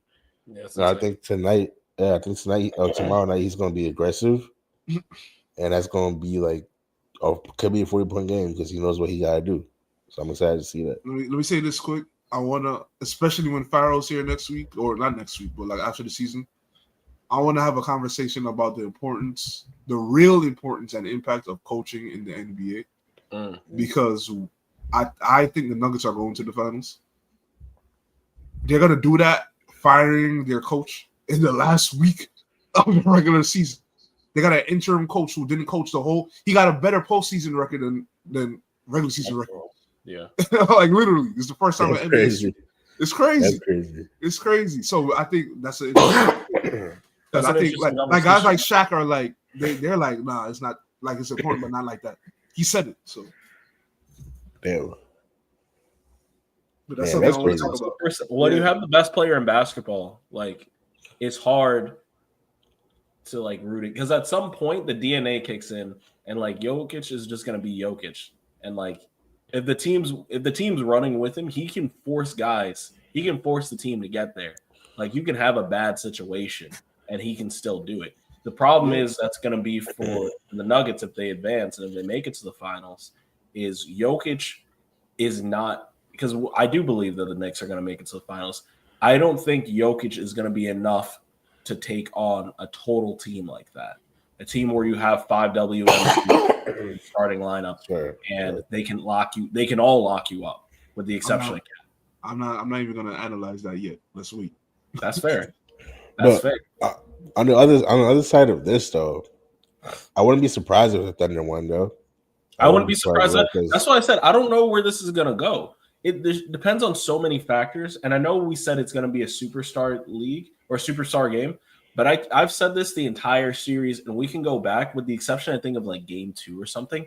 Every game that MPJ goes off, the Nuggets win. Every game he has 10 or less, they lose. That's not necessarily speaking to MPJ. It's talking about how the defense has opened up and Jokic goes crazy to get him open shots. So if we're talking about Jokic being aggressive like that, that's going to be a pretty good indicator on where the Nuggets are pacing and where they are actually going to be winning this game. I trust the Nuggets others more than I trust the Thunder others right now. I do. So I would be surprised if the Thunder win and SGA didn't get like 40 to 50. Well, can we I think he's gonna have to like dig deep to win this one. Well, can we flip this now? If we're the Minnesota Timberwolves and we're chilling right now, we're waiting. Who do we want? Wait, just really quick. I also wanted to say I think the key for the Thunder specifically is they have to do a lot of work on a defensive end. So I think that's how they've been really good against the Nuggets, because that's where they get their runs from. Yes, that's where they start going on a run, whatever they put. Yeah, that's where they break away from games. So I think if they play really hard on defensive end, stick to their principles, it can look hard for the Nuggets, because that's where they go up like 10-12 every time. And they need that. I think they need that. The way the role players are consistent right now, they need some confidence, some easy buckets and all that. Easy buckets, yep. What were we saying, Andre? I'm sorry. I was just going to say, I want to start thinking about it from the Minnesota Timberwolves perspective. Because if I'm the Timberwolves, I want the Nuggets to make it out of the series. Why? Because it'd be there last year? Yes. And because the Timberwolves are moving right now, like they have more trust in Julius Randle than they had in Cat. You said, ooh. I didn't say it's accurate. I didn't say it's well deserved. I said they are moving right now. Like no, I understand. You know, even that's still a bold statement, though. Yeah, it is. But I've seen it. Why do you say that? Why do you say that? It's something I've talked about the entire year, and I've seen it. Like they are very comfortable with Julius Randle having the ball in his hands. They are very comfortable letting him get to his spots in the post. They're very comfortable letting him go downhill. They are very comfortable with him with honestly Ant playing off ball from him and just getting ready to take a shot. In fact, they benefited from that, and it opens them up. And also defensively, Julius Randle has been very present. I think because he is a better defender. We don't really consider, but he is a better defender than Cat was. So I don't know if they lose that much of Julius Randle. In fact, I think to them, they think Julius Randle might be the answer to solidifying a win against the Nuggets. And then you still have what's his name? You still have Rudy Gobert, and he's still a very good paint defender. So if I'm the Minnesota Timberwolves, especially with the way Ant's shooting and the way that these others have come up, Jaden McDaniels and all them, I think I'm getting ready to run it back against the Timberwolves. In fact, against the Nuggets. In fact, I'm hoping that it's the Nuggets that come out, because if it's the Thunder, we got to re-strategize here. Because I don't think I think the Thunder matchup is not as favorable going the other way. See, okay, all right. I agree to an extent, though, because the defensive part is where. Okay, let me address what you said about the offense and trusting Julius Randle. I don't necessarily think it's a trust thing. I think it could be, but I just personally just don't feel like it's a trust thing. You don't trust him, and you no, don't no. That's not where I'm going. That's not where I'm going. Oh, okay. I'm sorry. Listen, Julius Randle is not the shooter that Cat is. That's true. They brought in Rudy Gobert so that Cat could be the self-proclaimed best shooting big man ever, right? And he has an argument, but that they tried to milk that last year, right? Julius is not that. He's a capable shooter now, but great shooter where like he's taking 8 threes a game.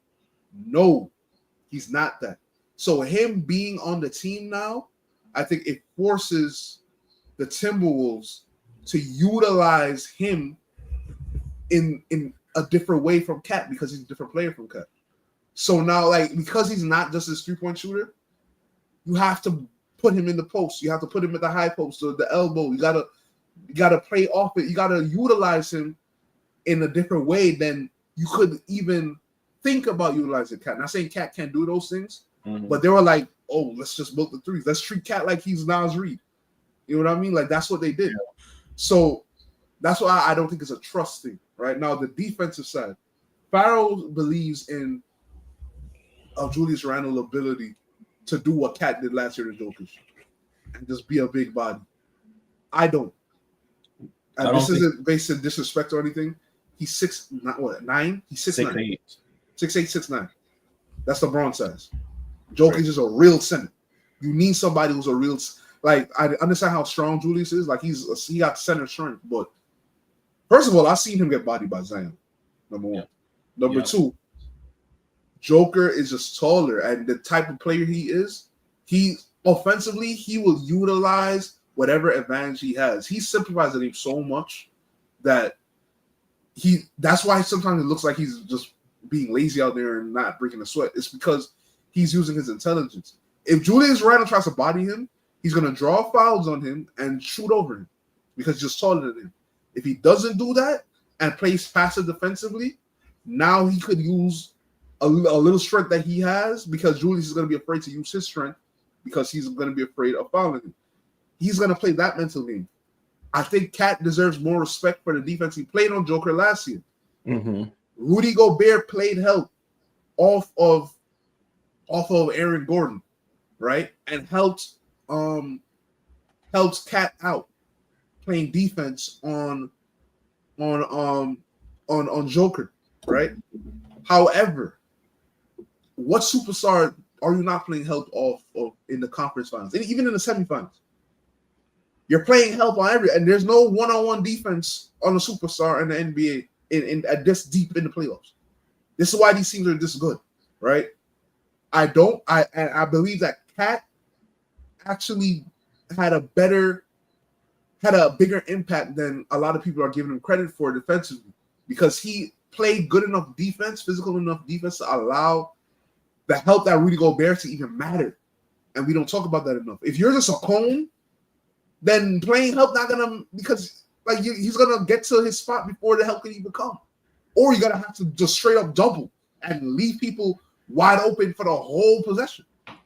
Like, as soon as they catch the ball, double. Like that type of double, right? Instead of waiting for them to make their move and then you play help, you tease them, you hedge, you double when they're about to go up. All that, like, it's different. And Cat did a good job. I don't think Julius could do that. Yeah. Because he's a forward and Jokic is a center. No disrespect. I'm not trying to disrespect you right now. No. Not right now. And to your point, we've seen what happens when, I think back to the bubble, low key.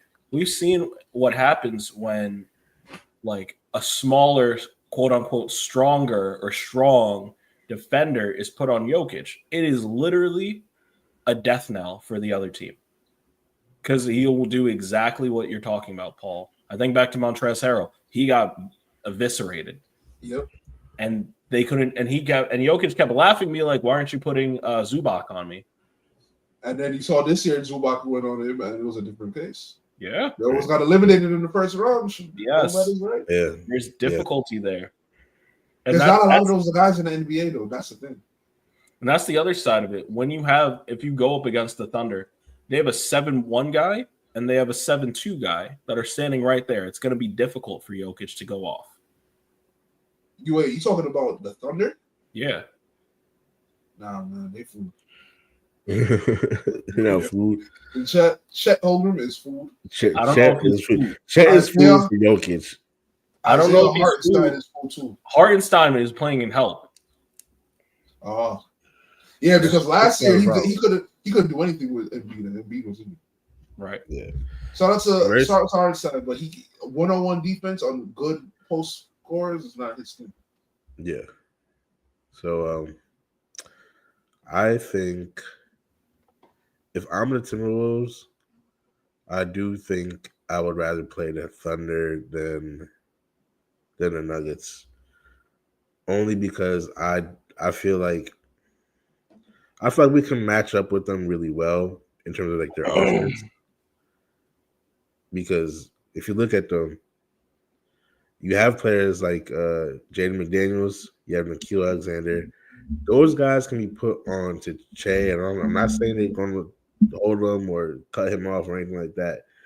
But at least you have capable defenders that you could put on him that just won't get cooked every single play. You know what I mean? Right. So I think one, that's really important for them. And two, I think the Jokic thing, like Paul pretty much said it, Paul, but I think Jokic thing is the biggest thing for the Timberwolves. I think once you have Jokic in there, that's a possibility to mess up your whole game plan, because who are you going to put on him? You got Rudy Gobert, but if you put Rudy Gobert onto Jokic, quite frankly, I think that's a recipe for foul trouble, and that messes up your whole game plan. I really don't think Rudy Gobert could hold Jokic without fouling him, and now that's messing up your whole rotation, because they have a very specific rotation over there. The Nuggets, I mean the Timberwolves, I don't know, there's too many teams.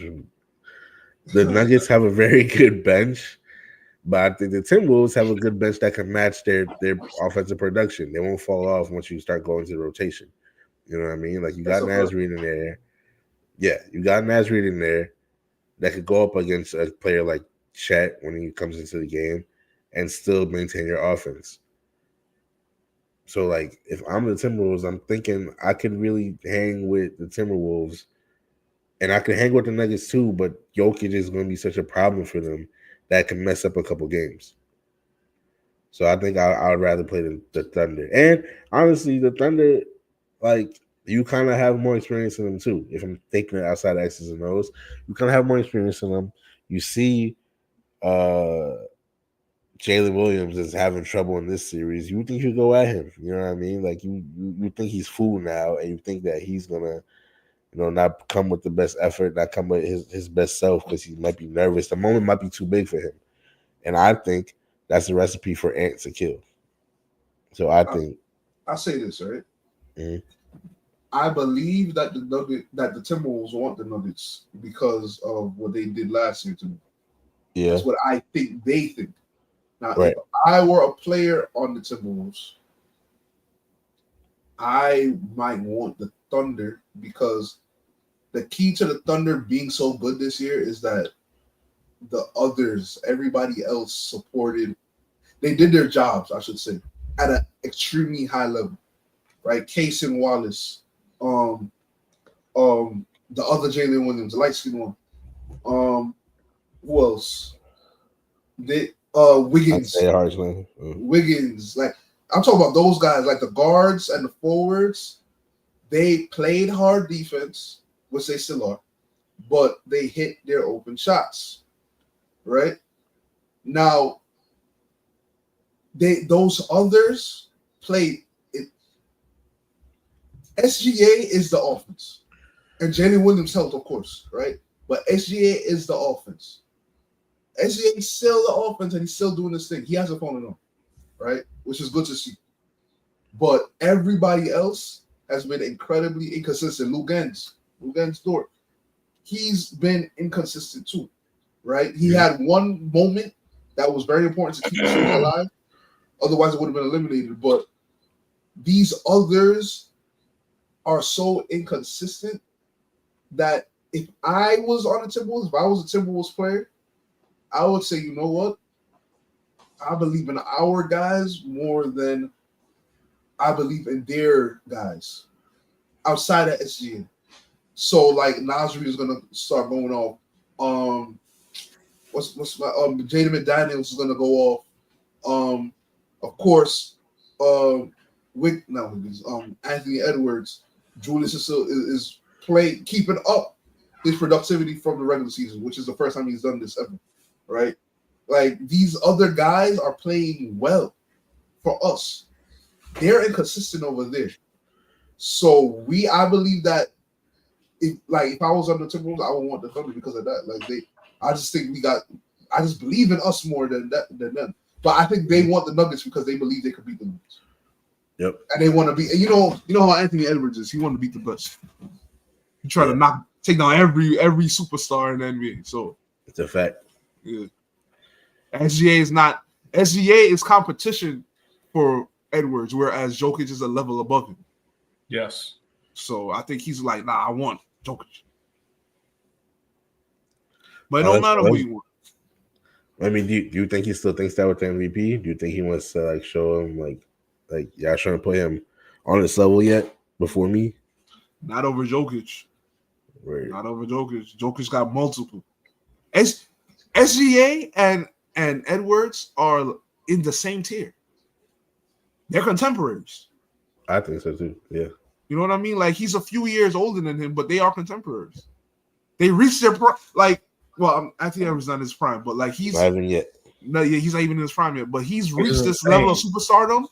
Right, it is the same. But he's reached this level of superstardom at the same time that SGA did. SGA was in the NBA years before, but they both became stars at the same time. They're not that far in age, so it's like they're contemporaries. They're far enough. How SGA is 28 now, and what 24, 23? SGA is 27, isn't he? I thought it was 28, but even still, that's 4 years. Yeah. I think it's 3 years. NBA. I think it's 3 years though. I think SGA is 27. I think he's born 98. Hold on, I'll check their ages right now. Anthony Edwards might be 23. No, not 23. 24. SGA is 26. He was born in 98. Yeah, he's born in 98. He's turning 27. Yeah. They're not that far in age. No, that's 3.5 years. That's far enough. You added half. Yes. That's 3.5 years. That's closer to 4. What are we, children? Oh, I'm 6.5 years old. Half is a real 3 years. Half is a real number, right? 3.5 is you round up. You don't round down. It's not even a whole number. Get that out of here, man. What do you mean? That's not how math works. It's a fraction. It's not a whole number. That's not how math works. That's literally you added a whole fraction to make your argument sound better. Come on, you don't round down. You round up, guy. Is it literally 3.5 or is it 3 point? It's probably like 3.8, honestly. Nah, they're not that far in it. I'm telling you. You round up 0.5. What do you mean? How old is Anthony Edwards, man? 23. Is he or is he 24? I gotta see this guy's 23.5. What's wrong with you? Oh my gosh. I'll tell you right now. But I have a take that's a little bit on the Timberwolves team, but it's a little bit off topic. And I'm mad at the time I had an idea to put it as a blog. I just went against it. And I'm mad I didn't do it now because I kind of wish I had it on wax. Mm-hmm. But looking back on it, I think the Timberwolves trade and Knicks trade was not so lopsided as people think it was. Here we go. But specifically for the intentions of both teams. I'm not saying Julius Randle is anywhere close to Cat, but for what the Timberwolves did for their team, the organization, I think that was a good ass move looking back on it. No. Let me explain myself. Specifically, they got Cat. So, to broadly speaking, Cat's age and And Cat's age and Anthony Edwards' age too far apart to have Anthony Davis as your franchise player, right? To have Cat as your second best player to Anthony Davis, they're too far apart. Their windows, Edwards. yeah, Anthony Edwards. Sorry, their Yeah, windows are too far apart. Ant is not even in his prime yet. By the time Ant reached his prime, Cat may not be as good as he is today. You know what I mean? So you're using age as a But isn't that the same thing for Julius Randle? How old is Julius Randle? But but Julius Randle, his contract is much shorter. By the time Julius Randle's contract ends, they're going to be able to get another player or do a trade or do whatever it is to make this thing better. They wasn't going to be able to do that with Karl Anthony Towns. Karl Anthony Towns is signed to a long contract. So by doing this, they kept the team good enough for Ant to get his runs in, like his playoff runs in, while developing, because Ant is nowhere near where he's going to be. That's a fact. You know what I mean? So the fact that he's still able to take this team to the conference finals tells me what a star he is, and tells me that this is what they had in mind the whole time, that they wanted him to have a good enough team to develop and get his runs in to get to the conference finals and do all his stuff in the playoffs to develop as a player while still having a good enough team to do that. But now they have so much more room to improve the team down the line, whereas they didn't with Cat before. And I feel like that was their intention the whole time making this trade. So I feel like it was kind of even trade for when if you think about the intents of both organizations, the Knicks got what they wanted. They got a win-now move for Karl Anthony Towns, and now they have a chance to go to the finals. And I think the Minnesota Timberwolves got exactly what they wanted. And I think that's great GMing. Personally, that's the point I wanted to make. That's why I disagree, though. I got two. I'll make it quick because I know we gotta go. Number one, what was my first point? Oh, damn it!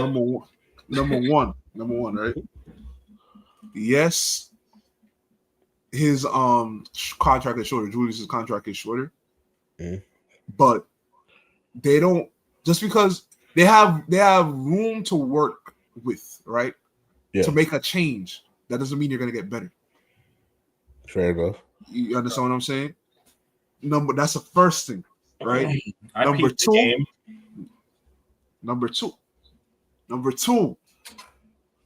Listen, y'all. That sounds like you're playing with Anthony Edwards' youth and his career. That's what it sounds like to me. Because hold on, you go to the conference finals last year, right? You trade the second best player. He goes back this year. He had to do a little more offensively too. You go back this year. You eventually get rid of the second best player again. Or third, I don't know, like Rudy Gobert, but I mean, whatever. Second best offensive player, right? You trade him again. Maybe if it's not next year, the year after that, right? First of all, I believe consistency is important for young players. If you have no consistency, then you're basically saying, okay, just go be great. And in the words of Tim Legler, go be great is not a play. Right? When you are playing with a roster like that, you're basically signaling to this young player that we know you're good and we know you're nice, but you'll be all right. We'll focus on the consistency aspect of it later.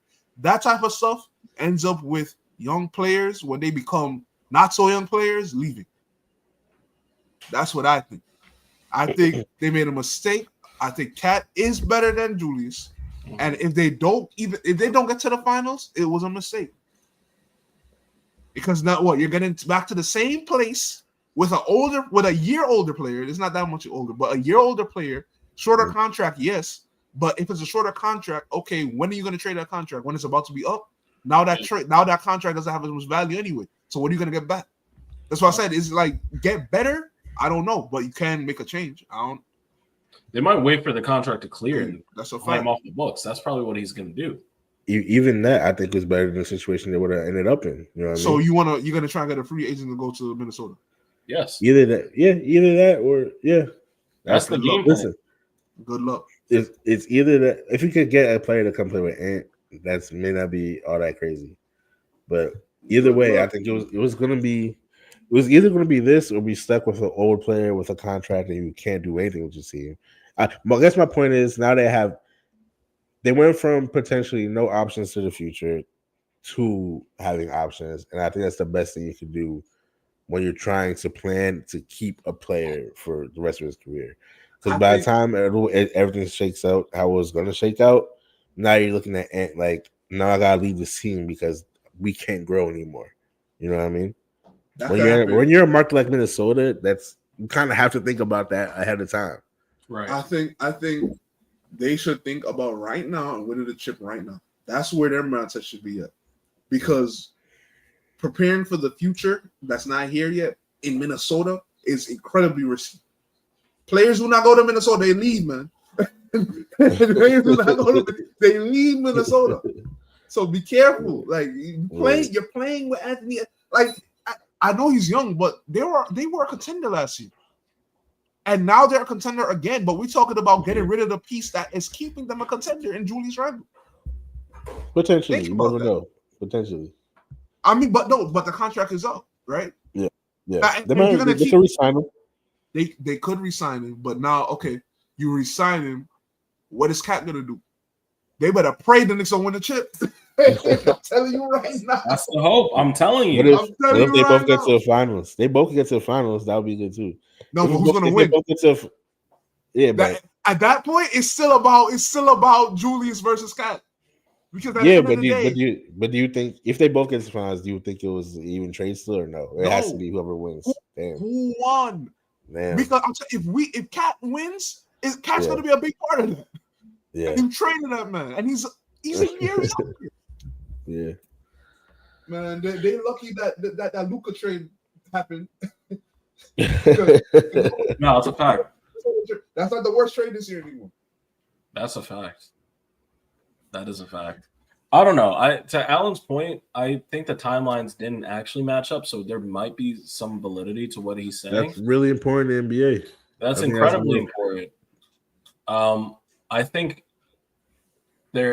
he's going through right now what MJ did early on in his Bulls career, without hopefully the injuries. And I think eventually, say it again. And his team is good too. So I mean, that Bulls team that won against the Celtics, they did pretty high. They weren't, but then they kept getting beat up. So yeah. Well, so the point I was making is I don't know if they found the perfect running mate with him for Cat. I mean, listen, it might just also be they're trying to develop Jaden McDaniels as well, because they got a lot of hope in him too. So they're just trying to buy time for these two to learn how to play basketball the right way and get their runs in too. So yeah, we've been doing it. Do you watch Fast Breaks? This is what we do. You want to talk about a standard of excellence? They're the standard that we go against.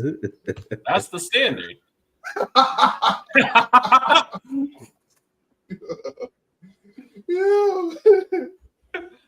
And it wasn't a comparison to MJ. It was a comparison to the Bulls teams, what they were doing. Anyway. I definitely brought up MJ when I was talking about Danny Brunson, but I don't regret it. You'll see. No, we said Kobe, not Jay. We didn't say MJ. No, I said both. Oh, okay. Well, yeah, that's nuts. No, it's not nuts. It's not nuts. Nah. I didn't say it. Right. Paul, these are the quiet thoughts you got to keep to yourself. That's the same thing. Yeah. Okay. Yeah, those was one of the quiet thoughts you got to keep. No, the Kobe thing you can say though. The Kobe thing is just a fact. Oh man. Right. The Kobe thing is a fact. Anyway, we did it, y'all. Any more thoughts about this series? We did it about the series. Anything is possible. Final questions, comments, or concerns? Please email us. Follow and subscribe us to us, y'all. Shout out to Fast Breaks. We're gonna give you a great content. Listen, let me just say this: the liberty of repeating. Facts. Shout out to Natasha Cloud for using my sound on IG on her post. Hey, yeah, it's a fact. That's a fact. That's a fact. Listen, man, Brooklyn, New York, let's go. We got some trips this year, man. This is my year, man. My teams, man. Let's go. I need the Mets to beat the Yankees. I don't like losing to the Yankees. All right, fast breaks. Catch us back here next week, right? Keep watching basketball. Peace. Come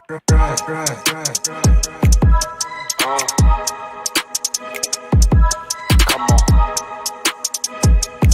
It's Fastbreaks. Listen.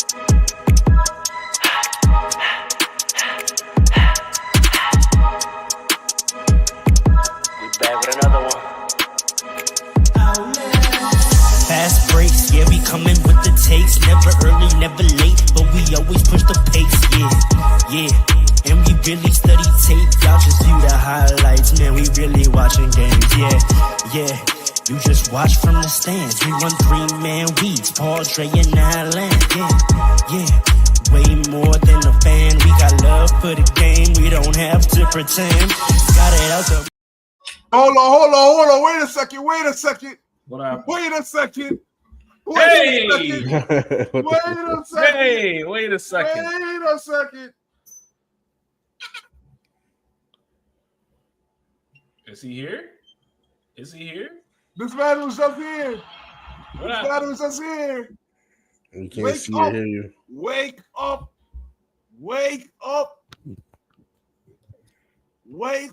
out your sleep. This guy pulling Aaron Gordon. We had to come back for this. He's trying, but he. Hold on. Oh, nah. Hold How on. many roles can be in this podcast? Hold on. Can you hear stuff? That's what I like to see. That's a fact. You got to change that 5 too. Reporting. You got to change that 4 to a Repeating. 5 too. Feel me? Repeating. You see what time it is. That's a fact. That banner went up today, you heard? It's a fact. It's a fact. It's a big fact. The rings was given out. Mine's in the mail.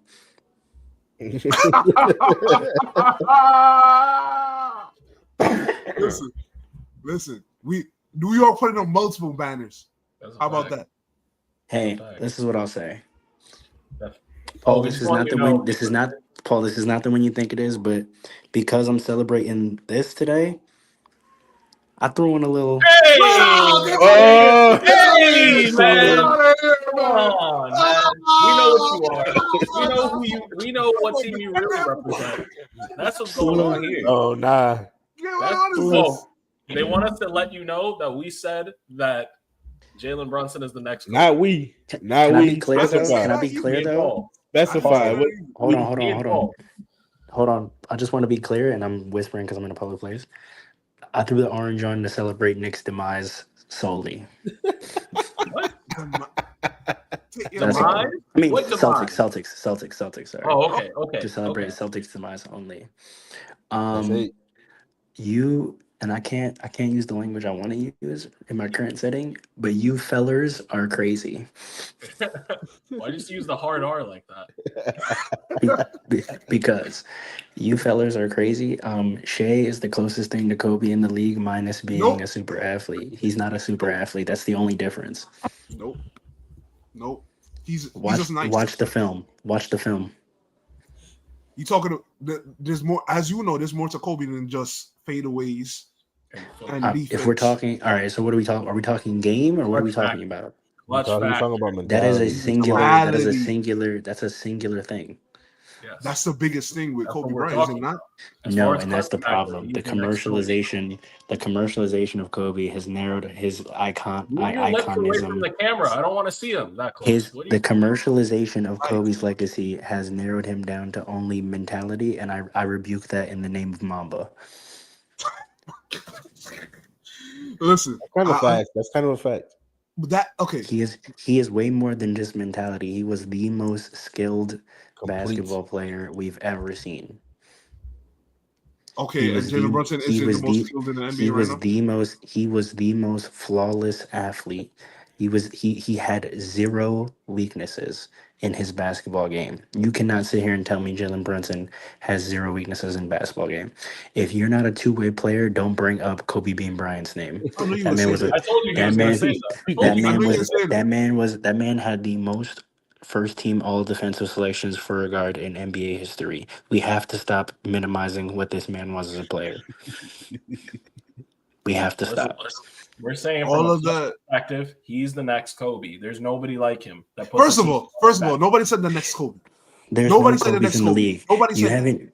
Nobody No one said has that. shown me. No one has shown me a two-way demon who is on the path to absolute perfection in their game. You haven't shown it to me. All right, From an fine. offensive standpoint, Wait. Y'all let the comments win. Nobody said the next Kobe. We did not say that, Pharaoh. What I said is the clutch factor that we are seeing from Jalen Brunson. We haven't seen this since Kobe. You haven't seen a player as clutch as this since Kobe. That's what we said. That's Kyrie. all we said. Kyrie. No. Yes. No. Yes. No. Nope. Not See, doing we it. have such short memories. Alan, I'm Nope. disgusted with you. Nope.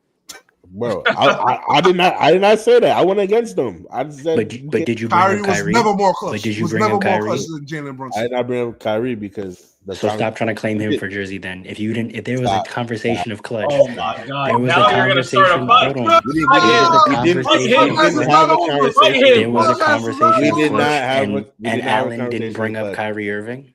We didn't have a conversation about clutch. We weren't arguing about clutch. They said the stuff they said about.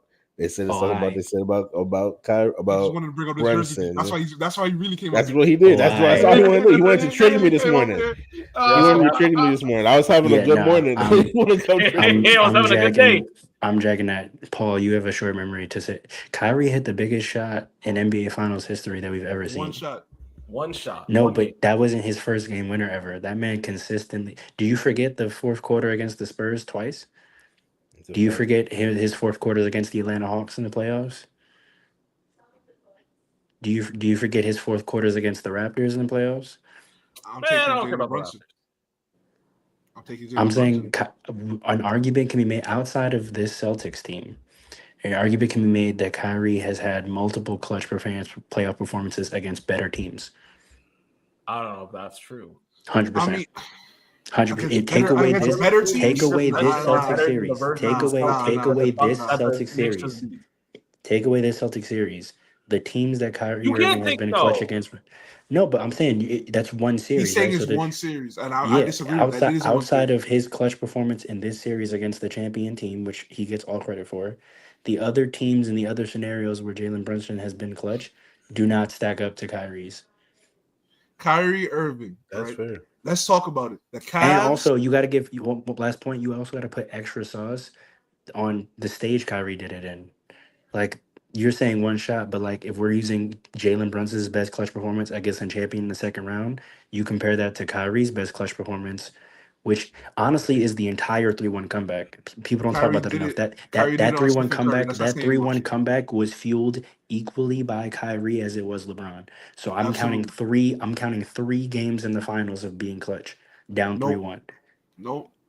Absolutely. The 41 performance We're talking in about game a specific point in the game. I mean, in game 6, game 5. The 41-point performance in game 5. We're talking about specifically fourth quarters. We're not talking about whole games and a whole series. We're not doing that because we were up in this series. Being down, but if you're down 3-1, does not every game after that isn't that clutch? See, if you're down 3-1, every single game after that is clutch. This is exactly what I was talking about before. By the way. You can't deny that. If I'm down 3-1, every minute of every game after that 3-1 is a clutch moment. Every single minute. That's not what you said, Andre. No. Before we started, what was going to happen after the 2-hour mark? Blame Farrell. Listen, all I'm saying is, even within those games, the fourth quarters of those games was an elevated level of pressure. We talk about the clutch time is called clutch time for Kyrie showed up. And Kyrie showed up. Okay. Yes. Hey. But so did LeBron, right? Listen. Jalen Brunson is Jalen Brunson. He got no help in the fourth quarters. It's just him. And Kyrie hit that shot on they say injured Stephen Curry. That's not saying much. No. Leave it right now. Leave it right now. This will be another conversation at another time. Nomad, I don't want your comments right now. We are ending the episode, and we will pick up again next week. I thought you said you didn't want to be the host. What happened? Too bad. I'm taking the reins. Oh my Fast god. Breaks family.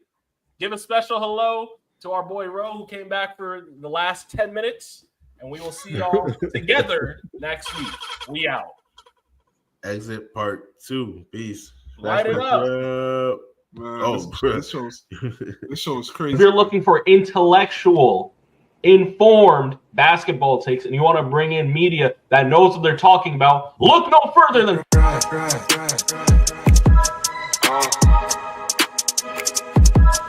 on. It's Fastbreaks. Listen.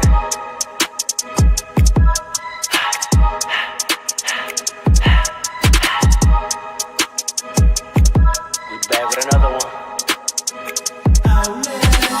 Fast breaks, yeah, we coming with the takes. Never early, never late, but we always push the pace, yeah. And we really study tape, y'all just view the highlights. Man, we really watching games, yeah. You just watch from the stands. We run 3-man weeks, Paul, Dre, and Allen, yeah. Way more than a fan. We got love for the game. We don't have to pretend. Got it out the mud like you get it off the glass. I'm the run the fast break, throw me the outlet. Yeah, we got it out the mud like you get it off the glass. Time to run the fast break, throw